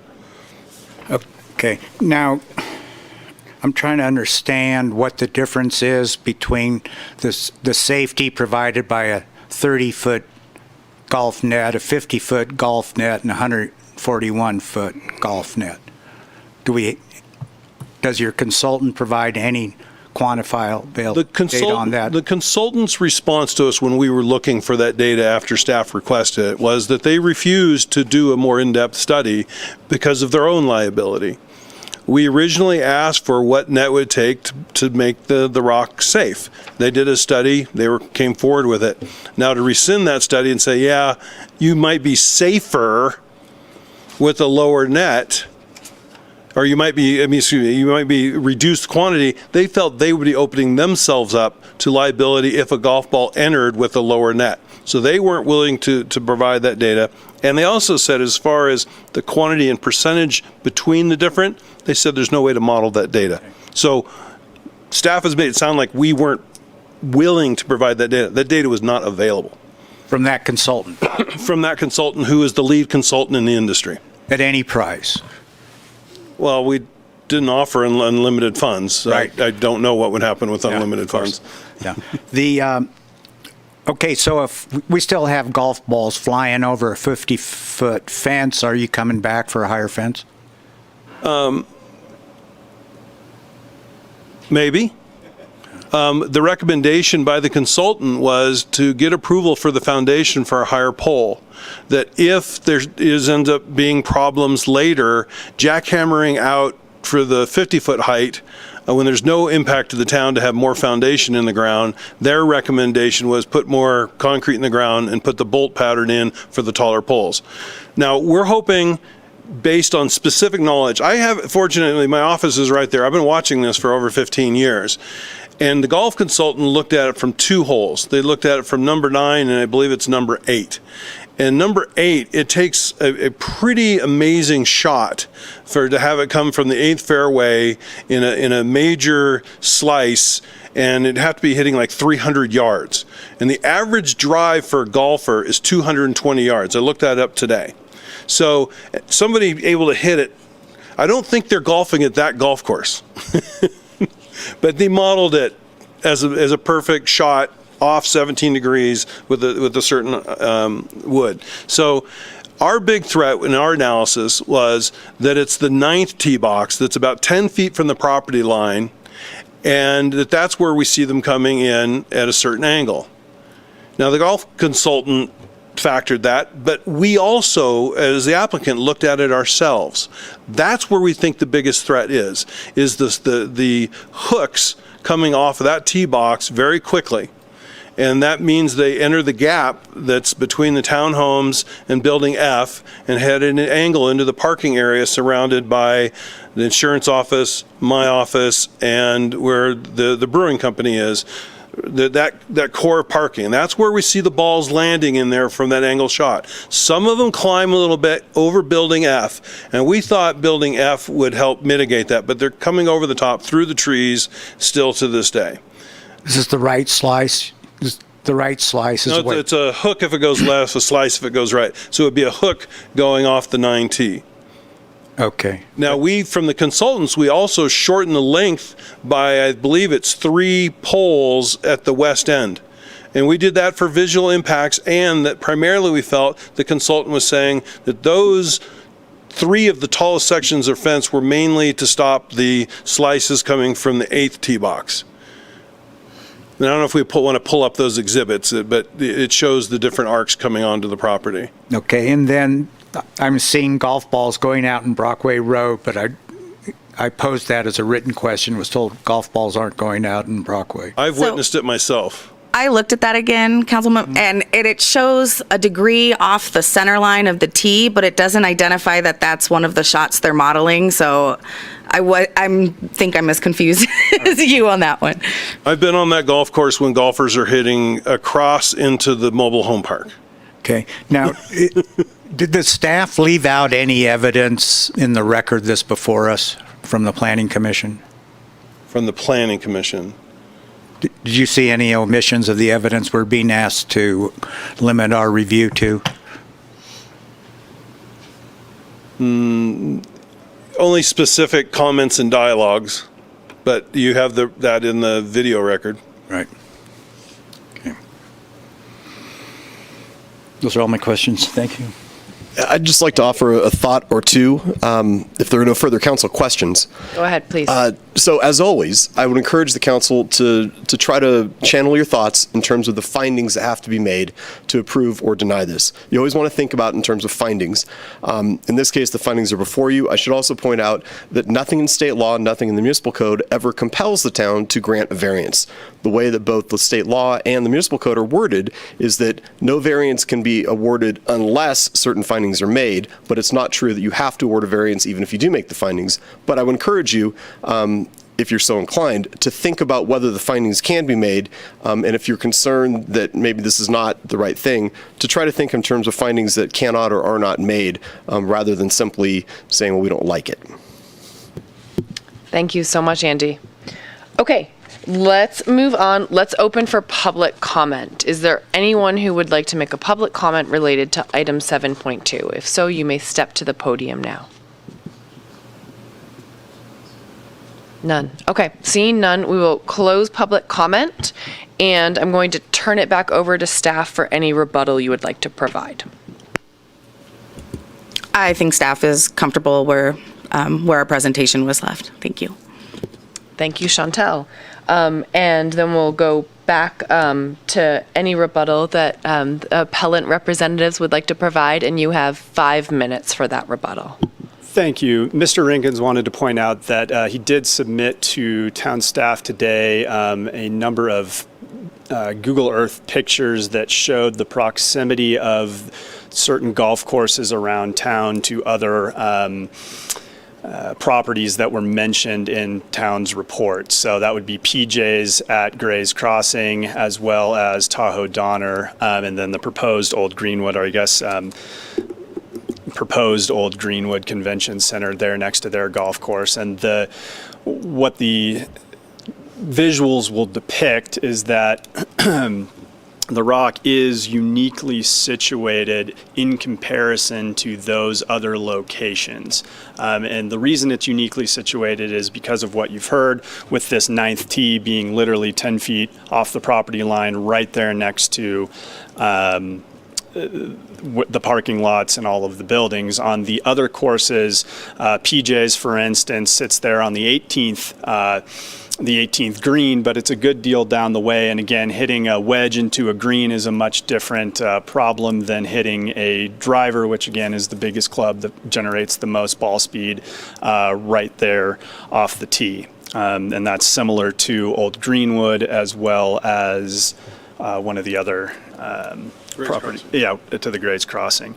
And then what I would request that the council would do is, if their questions haven't been answered about certain environmental impacts or the minimum departure, that rather than denying the appeal or denying the variance, that more time be given. This goes back to town staff, and the parties be allowed to present additional evidence if the council is so inclined to grant the appeal and grant the variance today, then we certainly would be appreciative of that.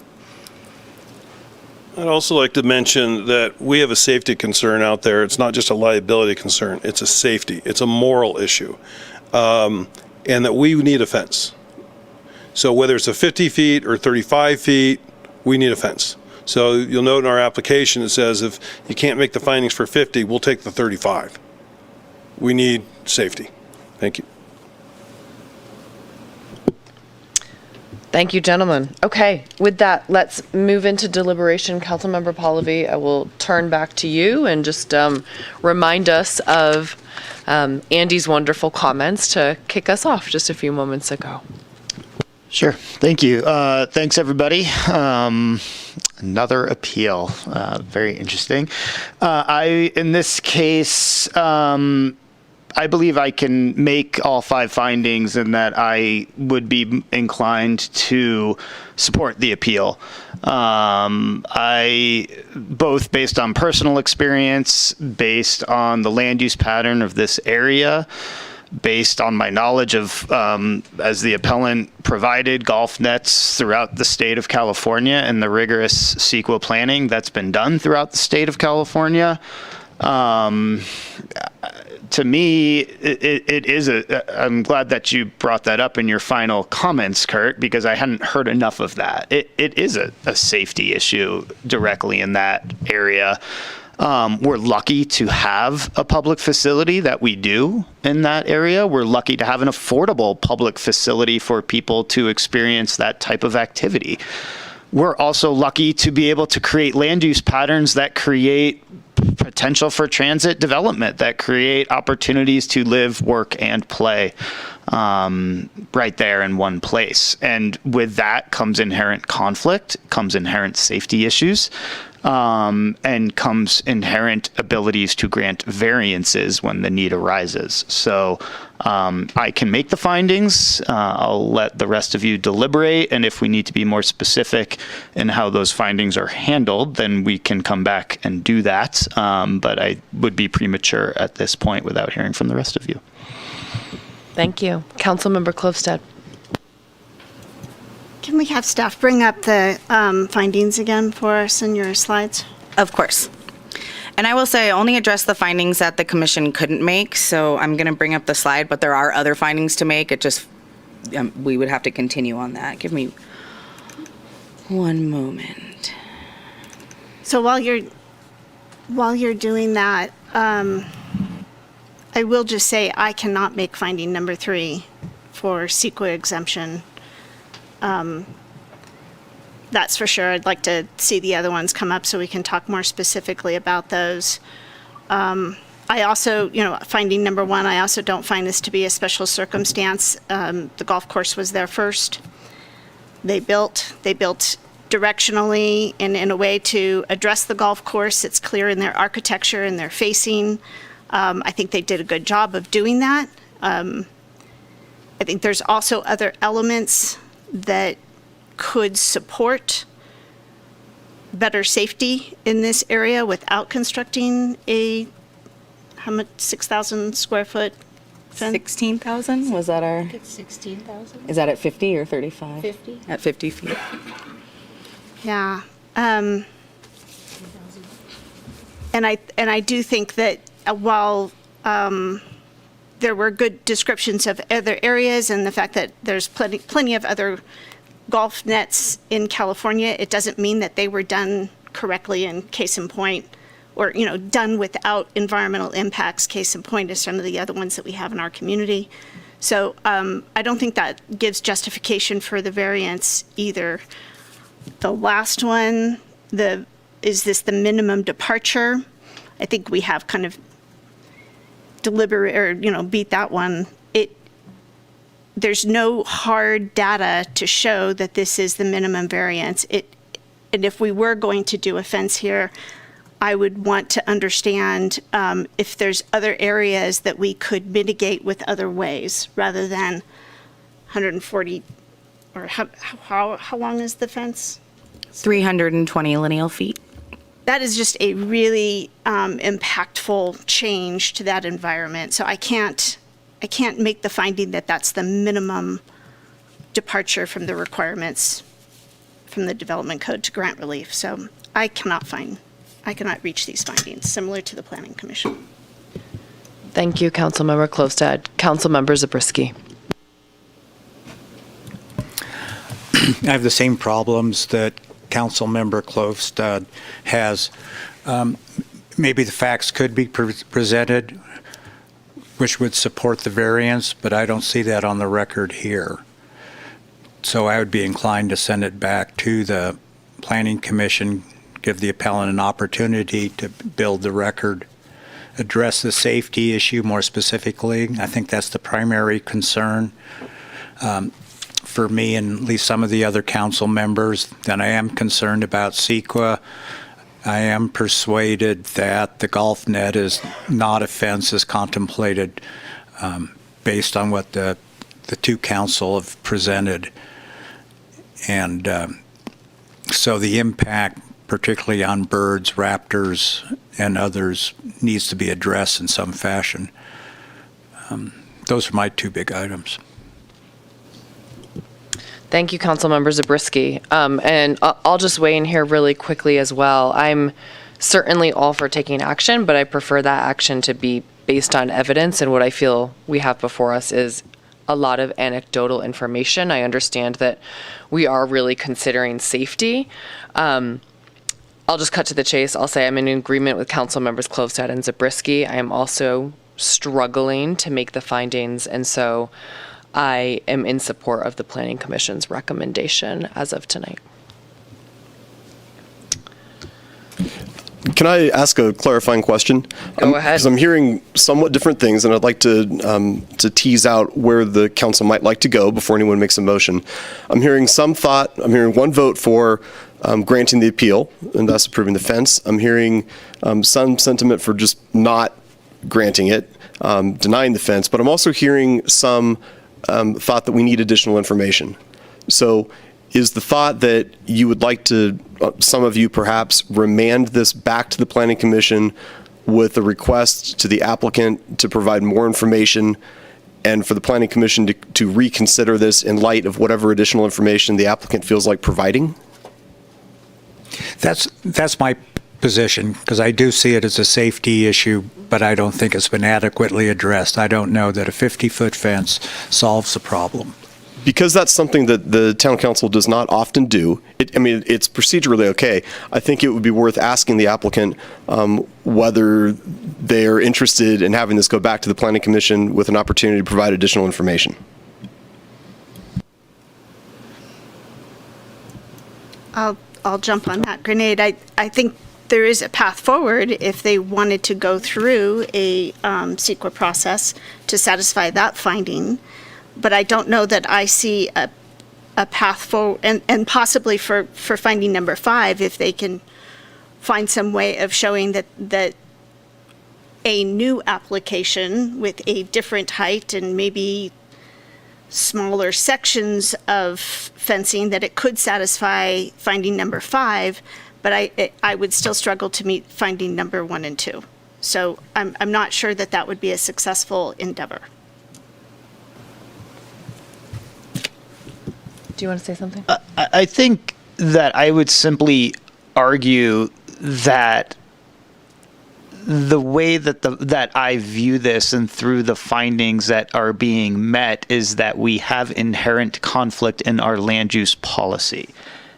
And our economy and the way that we have chosen to develop our community and are making those decisions we just set up for in 7.1, these types of things are going to continue.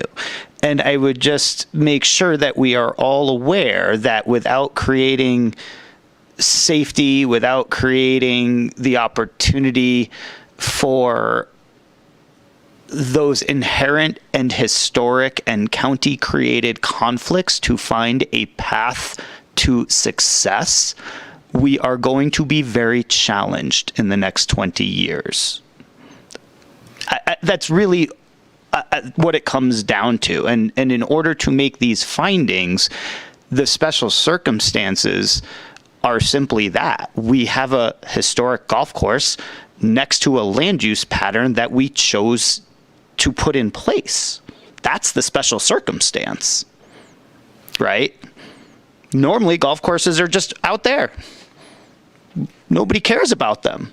We are very lucky to have an urban, affordable, publicly owned golf course. And it's incumbent upon us to find ways to create compatibility within our land uses, or we're failing our community.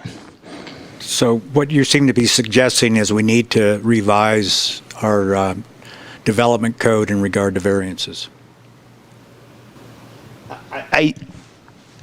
That's one path I am suggesting, yes. I'm also suggesting finding creative ways to make your findings, as our town attorney so helpfully proposed.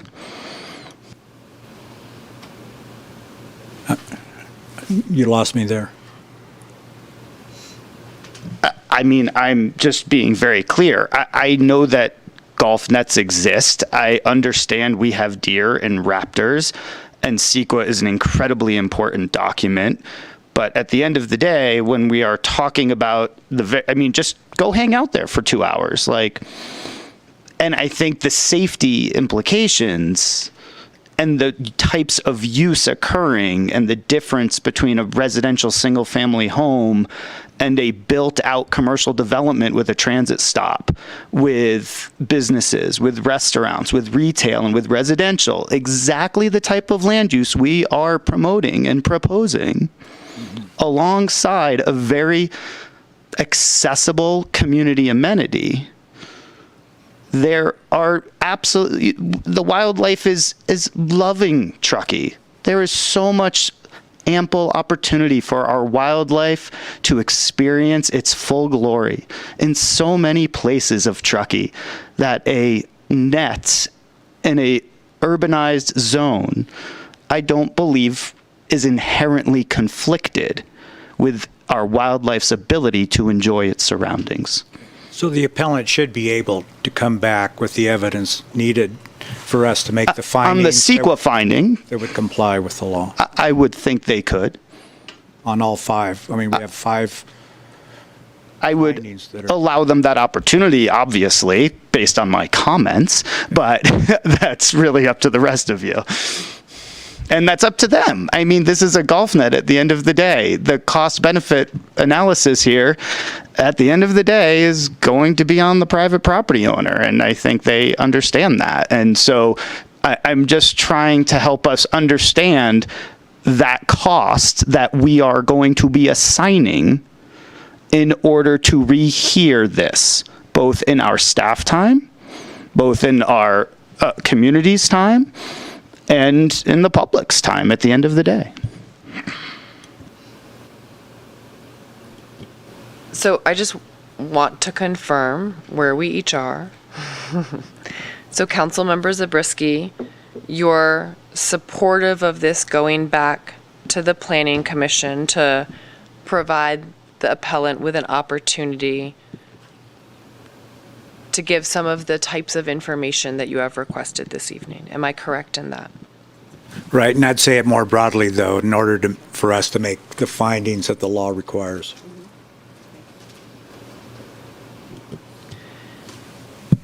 Councilmember Pallavi, I know that you would prefer to make a decision this evening, but would you, I don't want to put you on the spot, and at the same time, I'm going That's fine. to, I would think you it depends on how you guys vote would be. I mean, if we're going to take a straight up or down vote on the appeal, that's different from taking a straight up or down vote on something else. And I would look to you three because you know where I stand. So it's really up to you three to decide how you want to handle this one. So let's be very specific on if it were to go back to Planning Commission, the exact types of information or data that we would want to support the findings. Well, I think on all 5. I'm listening to Councilmember Klovstad, who I understand to be saying she doesn't think they can make it on the first one, the special circumstances. So I think it would behoove the appellant to cover all 5 findings and to get the votes. I don't mean to put words in your mouth, but correct Do you want me. to say something? No, I in reflection on what Councilmember Pallavi said, I understand the concern there, but I am not going to get to that point to approve this. As I have previously stated, I don't think I could find a way to findings for number 1 and number 2. I think there's a path forward for number 3 and number 5. We've already reached number 4, but that's where I am. I'm one vote. Obviously, there could be a difference in view on those 2 items, and I think that's really up to the appellant if they choose to pursue that.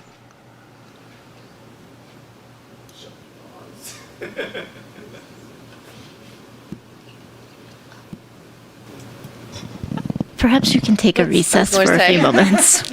Let's take a 5-minute recess. Great. Let's take a 5-minute recess and we will come back.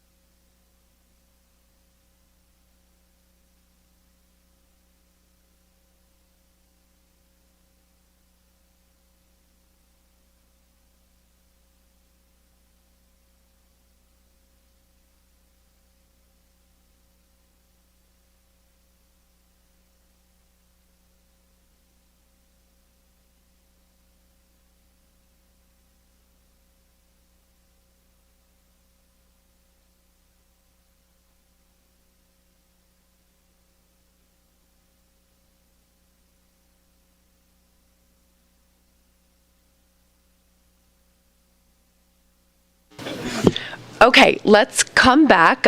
Thank you, everyone, for that brief pause. And Chantal, I believe you might have a few things you want to say. Yeah, over the break, we were looking at the appeal process and the alternative actions that council can take. So returning to the Planning Commission is an option if, for say, new evidence arose between the Planning Commission hearing and today that the Planning Commission never heard, never could consider.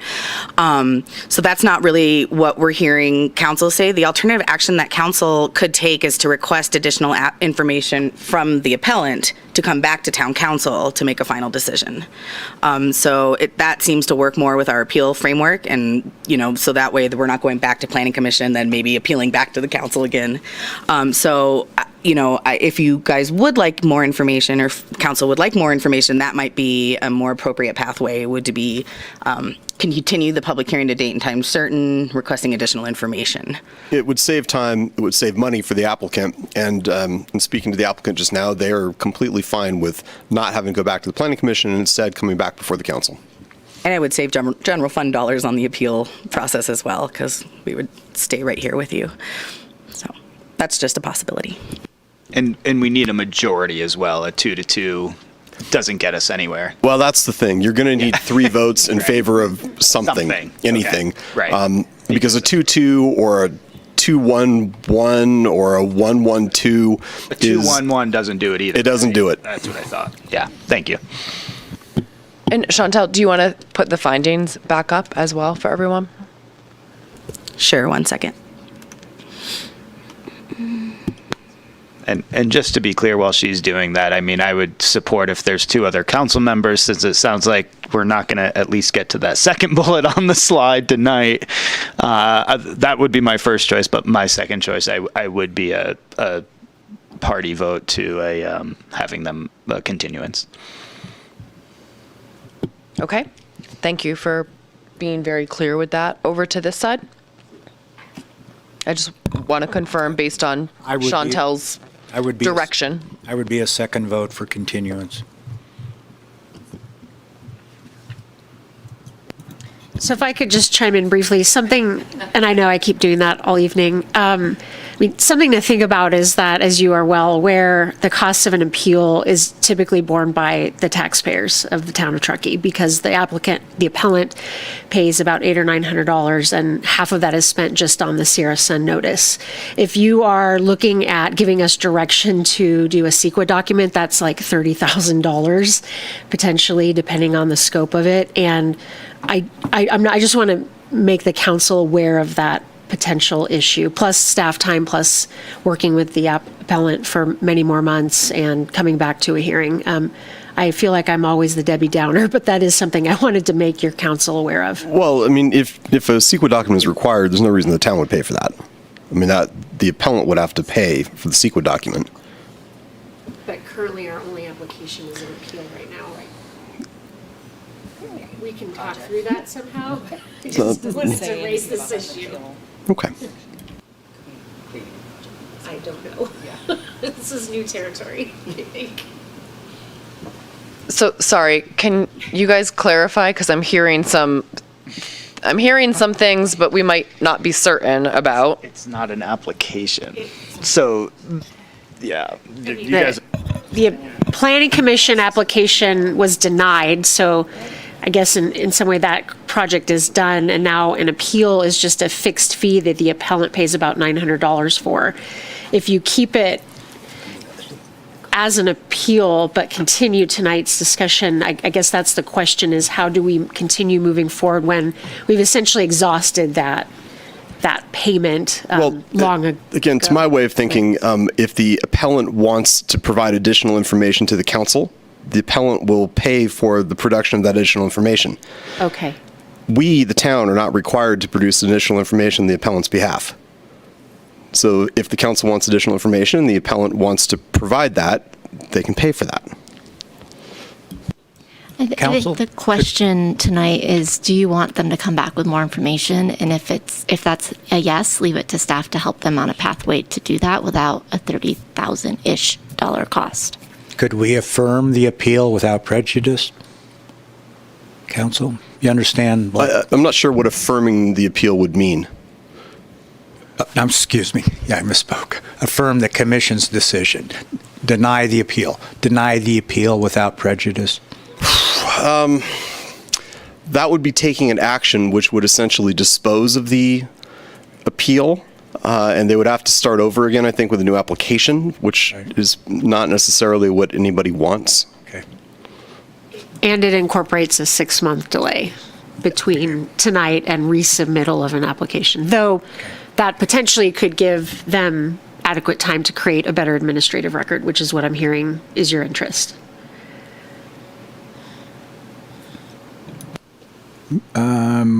My interest is solving the safety and CEQA issues in the most efficient manner for both the staff and the appellant. Perhaps it would be worthwhile to hear again from the appellant team as to whether they're interested in paying for and having additional CEQA work done. True. And what you're interested in getting out of a CEQA report at the end of the day. I mean, can a bird get stuck in a net? Yes, it certainly can. Mm-hmm. Are there ways to potentially, I wrote down here, I liked Chantal's condition of approval. I thought that was great. Have some signs up that say if there's a bird stuck in the net, then here's the number to call, right? So I guess what I want to make sure you guys are clear on, if you do choose to send this back, is what in CEQA is going to bring you to accept the findings, and make sure that you're clear that if presented with findings that say, yes, this is a net, it is this amount of square feet, it is this tall, yes, a bird or something could get stuck. We're not eliminating that opportunity. We are basically creating mitigation to what will happen. And so that same type of thing can take place through a condition of approval process. Right. I'm thinking more in terms of an estimate of what a reasonable estimate of what the damage is to the wildlife. And I think it's primarily avian. I'm not so concerned about ground animals. And so I'd want an idea of what is the injury that's going to result from the golf net, and then how do we mitigate it to a less than significant level? And that would be by rescuing said bird as quickly as possible. I don't know. Well, I don't necessarily know either, but it's maybe there's no birds that'll get stuck in it. I don't know. I guess it's up to the appellants to decide if they're going to choose to pay for that kind of data, and that data. That is the point of the secret process. I understand. It brings it to another party to evaluate, assess, and propose mitigation measures. I don't think we're prepared up here tonight to identify those issues to the extent that we can satisfy the CEQA process, especially after some of the CEQA questions and concerns our community has raised from some of our other projects. I would feel very uncomfortable with trying to do that. Okay, I don't know what you're talking about there, but Vegetation project. The vegetation project? Yeah, they were very concerned about that project being CEQA exempt. And I just think this is clearly something that is outside the initial parameters and expectations of that exemption. And if we are going to move to through the CEQA process, we have to have somebody else that's telling us how we're mitigating that. We can't do that from here. I don't have a stake in this, so I'm not going to debate that. You know where I stand at this point, so. Mayor, can I suggest that maybe we ask the appellant what they're willing to provide before we get... I was just going there. Thank you so much, Jen. I would love to invite you back to the podium. What would be interested in providing is... If you could turn your mic on, thank you. What would be interested in studying, finding a consultant to give us data on is exactly what you need to make the finding. And I'm not hearing that data. So we don't even know what to ask the consultants at this point for. Well, is it something like avian and mammalian mortality rates in the vicinity of nets? Is that roughly what you're interested in hearing about? It's the environmental impact of the golf net that you want to build, and I'm still not sure how high you want to go. Well, the application's in for 50. Okay. We've given a verbal that we're willing to take less. But you've said there's a certain, therefore, some acceptable mortality rate and unacceptable mortality rate. I haven't heard what that rate is. Right. That's So I don't why- know if it's worth spending the money to get. You know, I'd research what a typical mortality rate is before I'd figure out to spend the money. That's why people have to go spend a lot of money on experts. Well, they don't have to. I think Polivi's got it. There's common sense in a community. And a real moral safety issue. And we're now talking a whole nother golf season lost with potential impact versus getting the net up. Yeah. Thank you. We are concerned about safety up here too. That's part of the reason this discussion is going on.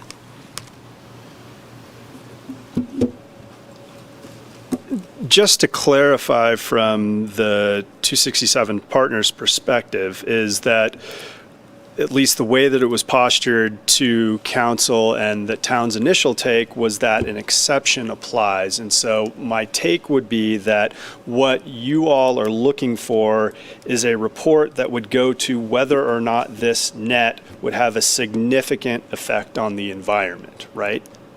And if an expert comes up and says that this net does not have a significant effect on the environment, then we all have our CEQA exception, and we don't need to go through a full CEQA report.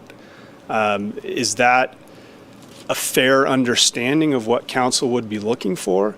Just to be able to say, with expert says, you fit into this particular exception. I'm just looking for compliance with the law, and I don't have any reason to dispute your characterization of the law. Okay. Okay. I think that would be something that then if that's what was brought forward and it was not a CEQA evaluation,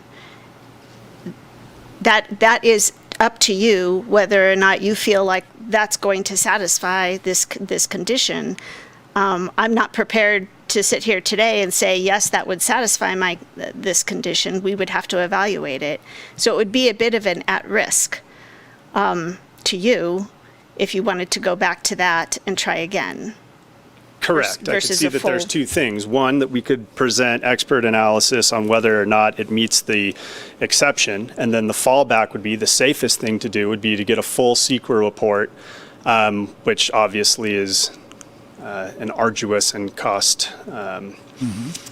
a costly process. So Well, there- that would be up to the appellant. We understand that. I'm just trying And there to are gauge. varying levels. You know, there's an initial study and then there's a full CEQA and there's varying levels. So, and this is a bit of a sticky wicket because we don't know how far we have to go to get to that point where we feel like we've adequately mitigated the impacts.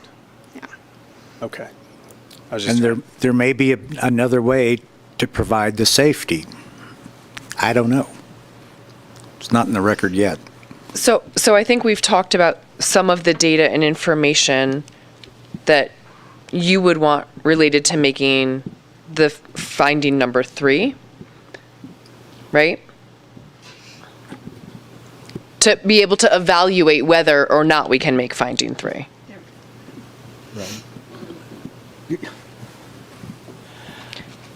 I see a potential threat to wildlife. No one said anything that makes me confident there isn't a threat to wildlife. I know we have Cooper's hawks. I know we have sharp-shinned hawks. We have goshawks. We have passerines. I don't know if we have willow flycatchers out there. I don't know if we get into threatened or endangered species. I don't know. What I do know, there's nothing in the record to tell me, but there's a big risk in the form of that golf net. Sure, and I absolutely understand that, and I think I'm trying to move us, if the appellant is willing and or interested to bring additional information and data back to council, what additional information we would require from them to be able to make the other findings. So I think we've talked about finding 3, and I'm trying to, I think, move us to what additional information would this council want from the appellant to be able to make the other findings, because there's still 1, 2, and 5. Does that make sense? Am I saying that in a way that makes sense? Yeah? Okay. Yeah, okay. If I may, 1 second, and I know this is Go ahead. out of order, but I'd be remiss because Mr. Randall came up to me in the hallway and just mentioned, and I know this can't be taken as evidence, but he said that they have a bunch of nets up around the softball fields as well as probably in the wintertime around the ice rinks, and he said that he's never once in the years of operating it had a bird get caught in there. And take that as you will, and I apologize for going out of order. I just wanted to bring that up because Mr. Randall brought that up to me. Thank you.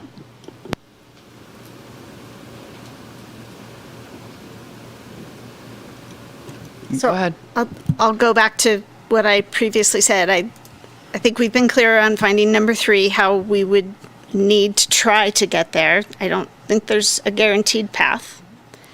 I think there is a path forward with finding number 5. I don't think it's a 300+ foot long fence. Perhaps there's some variation or other mitigation measures, and I would be willing to consider that. I'm still struggling with finding number 1 and 2. I don't know what to tell the applicant in order to satisfy those conditions. I do not see a way to make those findings. And again, I'm 1 vote, but that's where I'm at. So, Mayor, maybe go through findings 1 and 3. It sounds like Councilmember Pallavi can make all the findings. Councilmember Klofstad has been very clear as to which findings she is struggling to make, even without additional information.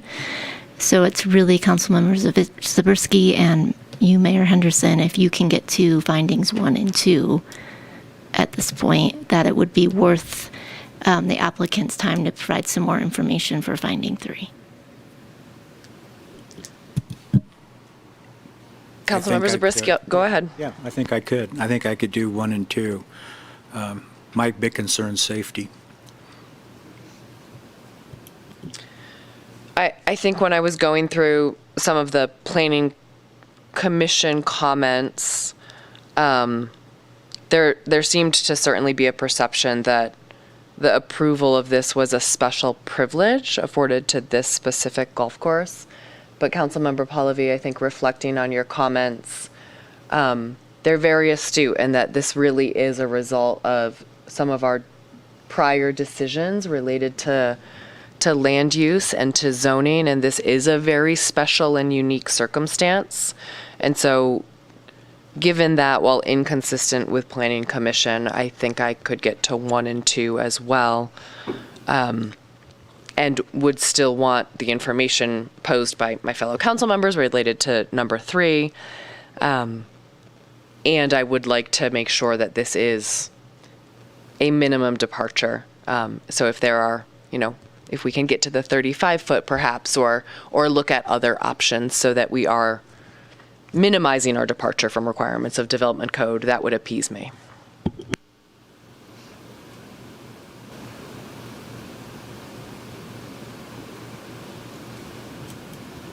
Okay, so I think we're hearing that there's at least 3 votes to get to all of the findings with additional information for finding 3. If the appellant is willing to come back with that information. Yeah, I think the variance 5 is up in the air too. Okay. So Right. I think what I'm hearing is we want to see some other options to ensure we're minimizing the departure from our development code requirements. So if there are other options, whether it's, for example, the fence is high in certain areas or the whole thing is lower, I don't know what those options are. What's that? Or broken up. Exactly. I don't know what those options are, but I think we're interested in seeing what those could be. So the question then is up to the applicant if they're willing to come back with more information.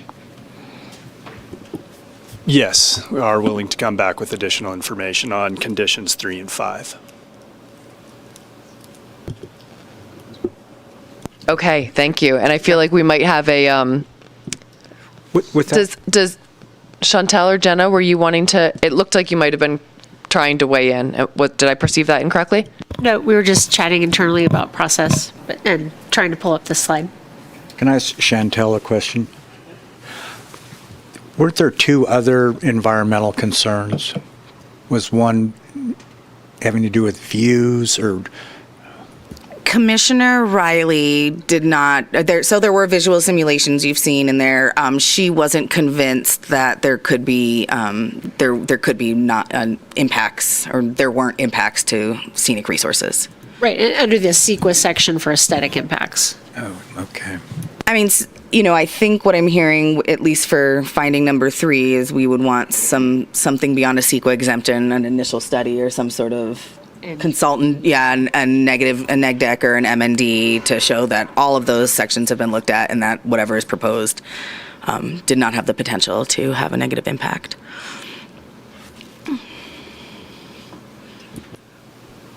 Thank you. So in terms of process, Jen or anyone from the team, would you like to just provide an overview so that we're all aligned on process for next steps? The requirement is to have a date and time certain, and we can't set that right now. We don't know how long that's going to take.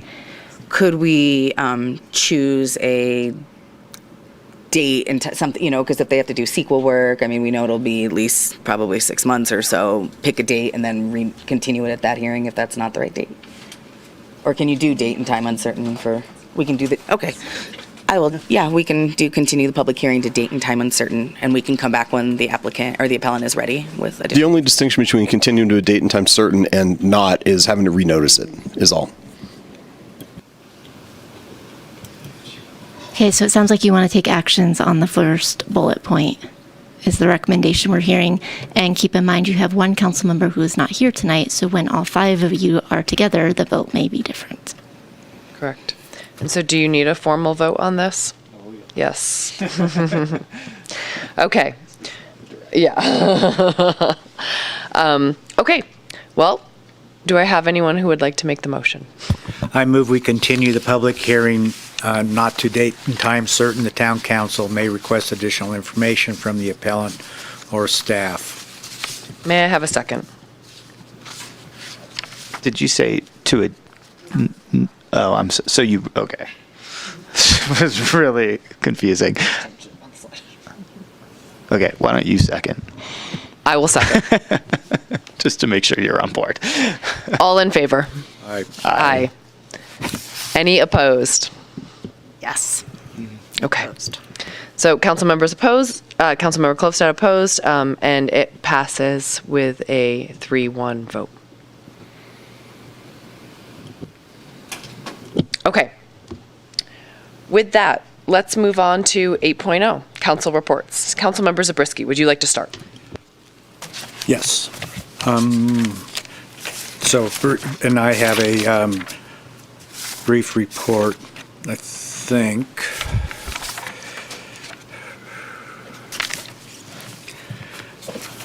Watershed Basin, no, not Truckee. I attended the Truckee River Basin Watershed Group monthly meeting, which this time just was comprised of updates on reservoir levels and stream flows. We had the Reach Code meeting with our consultant who laid out sort of a skeletal outline of what she anticipated we'd be working on in the future, and there are some uncertainties, and it was an intriguing conversation with a lot of background material. And then the ribbon cutting for microtransit was the highlight of my week. I mean that sincerely. It was quite a lot of fun, along with the lightning and thunder.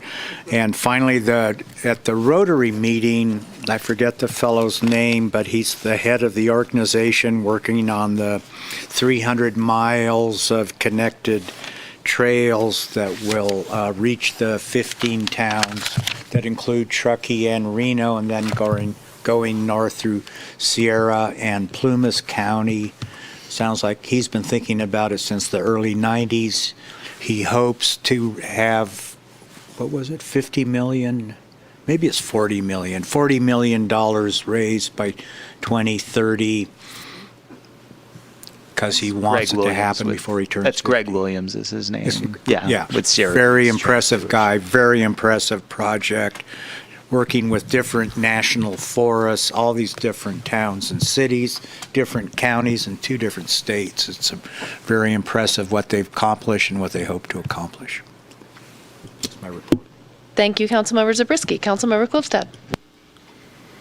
Well, we did a lot of the same things, the GPAC meeting and the ribbon cutting, the reach codes as well.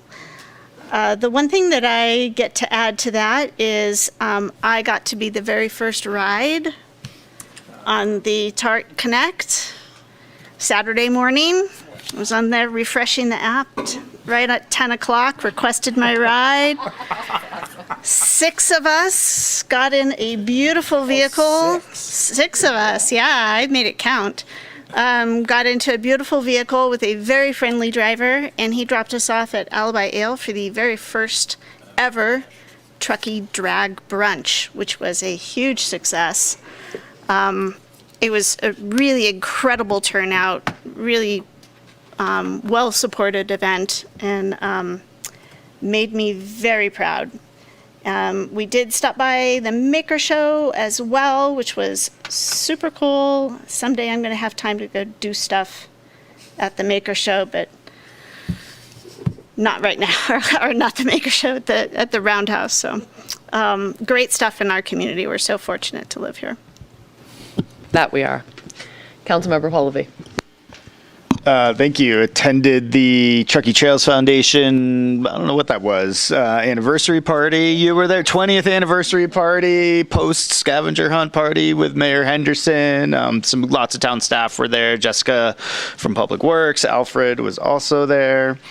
Met with Supervisor Bullock about some just regional check-in, maybe a potential county ballot measure, see what happens there. And we had a visit Truckee Tahoe board meeting where some of our board members were stepping off, and in our next one in August, we'll be seating all the new ones, and we approved our budget for the coming year. And I'm happy to say we are staying the course. Wonderful. I feel like a lot of what I did really related to transportation and trail infrastructure. So, of course, with all of you, the ribbon cutting for microtransit, which I'm so excited about for this summer, the Truckee Trails Foundation anniversary and fundraiser at Alibi. And I went to a ribbon cutting last night for the new Compass Loop at the Sawtooth Trailhead.